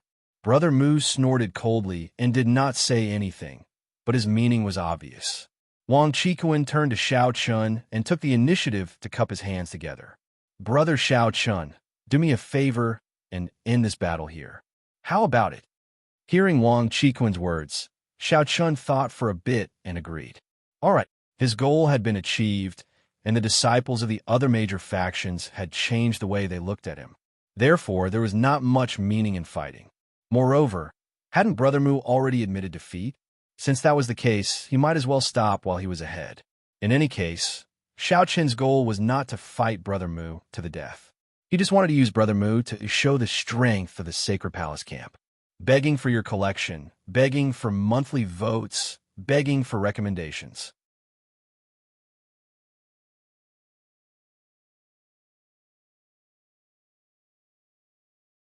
Chapter 1288. Under Wang Qikuan's mediation, Brother Mu fell silent and Xiao Qian nodded. The battle between the two had finally come to an end. However, although the battle ended quickly, the gazes of the surrounding disciples towards Xiao Qian had completely changed. If these disciples had looked at Xiao Qian with contempt and mockery before, they were now looking at him with a solemn expression. There was even some fear in their eyes. Although the battle with Brother Mu was very short, it was from this extremely short battle that everyone present had already seen Xiao Qian's combat strength. It was obvious that he was not weaker than any of the people present. It could even be said that, including the Sacred Palace faction and the other leading disciples of the 9 major factions, other than Brother Mu, no one else had the confidence to fight against Xiao Qian. Previously, Brother Mu was the strongest among the leading disciples. But now that Xiao Qian had appeared and had the strength to contend with Brother Mu, the disciples of the various major factions did not dare to underestimate the Sacred Palace. Yes, the Sacred Palace faction had fewer people, but no matter what, their leading disciples were very strong. What would they do? After flexing their muscles in front of the various major factions, the attitude of the various major factions towards the Sacred Palace faction had completely changed after the battle.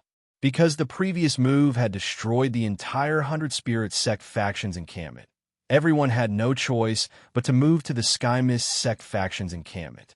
The Sky Mist Sect faction was clearly much smaller in number than the 100 Spirit Sect faction, only about 70 to 80 people. However, a tent was specially set aside for the leading disciples of the various major factions. This time, the leading disciples of the 9 major factions were finally gathered, and Xiao Qian was among them. At this time, no one dared to casually look down on Xiao Qian and the Sacred Palace faction. There were even people who took the initiative to speak to Xiao Qian about the alliance. Before Xiao Qian came, everyone had already had a simple discussion, and through these people's explanations, Xiao Qian quickly understood what had happened. The change in attitude gave the Sacred Palace faction more power to speak, and they now knew that the previous discussions between the various factions were in fact meaningless. The most important thing was that the 9 sects had joined forces to deal with the Blackstone sect. As for the division of the Wind Stone Culvert after the battle, Xiao Qian didn't believe it at all. It was 100% certain that once the alliance of the 9 major factions defeated the Blackstone sect, the division of benefits that they were talking about now would simply be bullshit. Without the Blackstone sect as an enemy, the 9 factions would be in chaos. How many Windstones one could obtain would not depend on one's strength or fists. Because he knew this, Xiao Qian was too lazy to be bothered with these problems. They could divide it however they wanted. After all, it was just an illusion. When the time came, who would abide by these rules? No one had any objections to the division of benefits that seemed to be the most crucial. In this way, the matter of the alliance was quickly decided. The 9 great factions finally decided that they would start a war with the Black Stone Sect faction tomorrow and fight over this Stone cave. With the result, the disciples of the 9 major factions dispersed one after another. Xiao Chun was also about to leave with the Qing Emperor. However, at this moment, Wang Qikuan took the initiative to greet Xiao Chun and the Qing Emperor. He looked at Xiao Chun and the Qing Emperor as they were about to leave. "Brother Xiao Chun, you're leaving? I'll see you off." Wang Qikuan took the initiative to send him off, and the 3 left the Sky Mist sect camp together. Outside the camp, Xiao Chun revealed a faint smile and said, "Brother Wang, feel free to speak your mind." He had long seen that Wang Qikuan had something to say. Otherwise, why would he take the initiative to send him off in the middle of the night? Moreover, he had directly escorted him out of the Sky Mist sect camp. Seeing that Xiao Chun had taken the initiative to speak, Wang Qikuan laughed dryly and replied without hiding anything. "Brother Xiao Chun is indeed wise. I do indeed have something to discuss with Xiao Chun. Previously, I saw that Brother Xiao did not seem to care much about the division of benefits. I wonder what Brother Xiao Chun thinks about the result of the discussion between our 9 major factions? Division of benefits? It's simply bullshit. It's like floating clouds. Who would abide by it?" Hearing Wang Qikuan's words, Xiao Chun instantly understood his meaning. Hence, he also replied very straightforwardly. In any case, Xiao Chun did not agree with the division of benefits that was mentioned earlier. Currently, they had not defeated the Blackstone Sect faction. Naturally, it was fine to say anything. However, what if they successfully defeated the Blackstone Sect faction? That would be a completely different matter. Hearing Xiao Chun's words, Wang Qikuan was stunned. Soon after, he also spoke straightforwardly.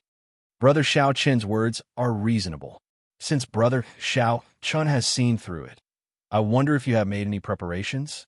Naturally, Wang Qikuan was not a fool. He also knew that what he had said before was illusory. Hence, before they defeated the Blackstone Sect faction, Wang Qikuan was already thinking of how to deal with it. If they wanted to obtain more benefits after the battle, based on the situation of the Sky Mist Sect faction, a private alliance was the best choice. Having said this, there is no need to beat around the bush.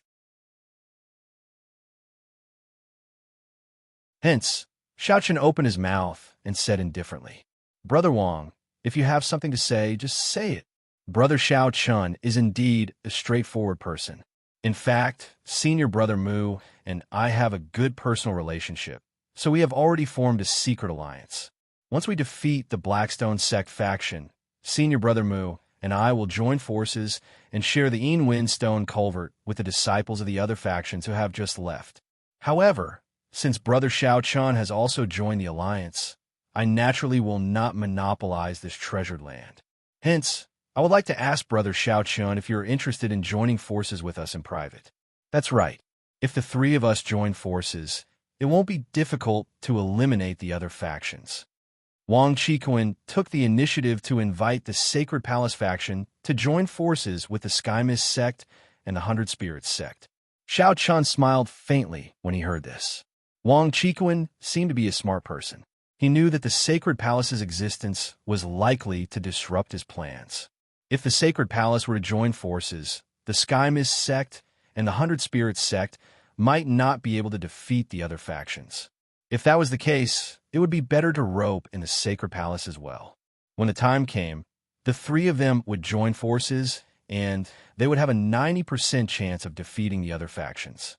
Xiao Chun looked at Wang Qikuan with a smile and said nonchalantly, "Brother Wang's suggestion is not bad. We can form an alliance, but let me make it clear first. After everything is done, the Sacred Palace faction wants at least 40% of the profits." 40% of the profits. Wang Qikuan's face darkened when he heard Xiao Chun's words. He had already expected Wang Qikuan to say this. Seeing this, Xiao Chun said unhurriedly, 40% is not a lot. I know that Brother Wang is worried, and I can tell you responsibly that without the Sacred Palace faction, Brother Wang and that Senior Brother Mu will only be drawing water with a bamboo basket. Think about it. Do you want to give some to the sacred palace? Or do you want everyone to end up with nothing? Begging for your collection, begging for monthly votes, begging for recommendations. You're tuning in to the Warrior Lore YouTube channel. Don't forget to subscribe and join us on this journey to catch the most captivating stories.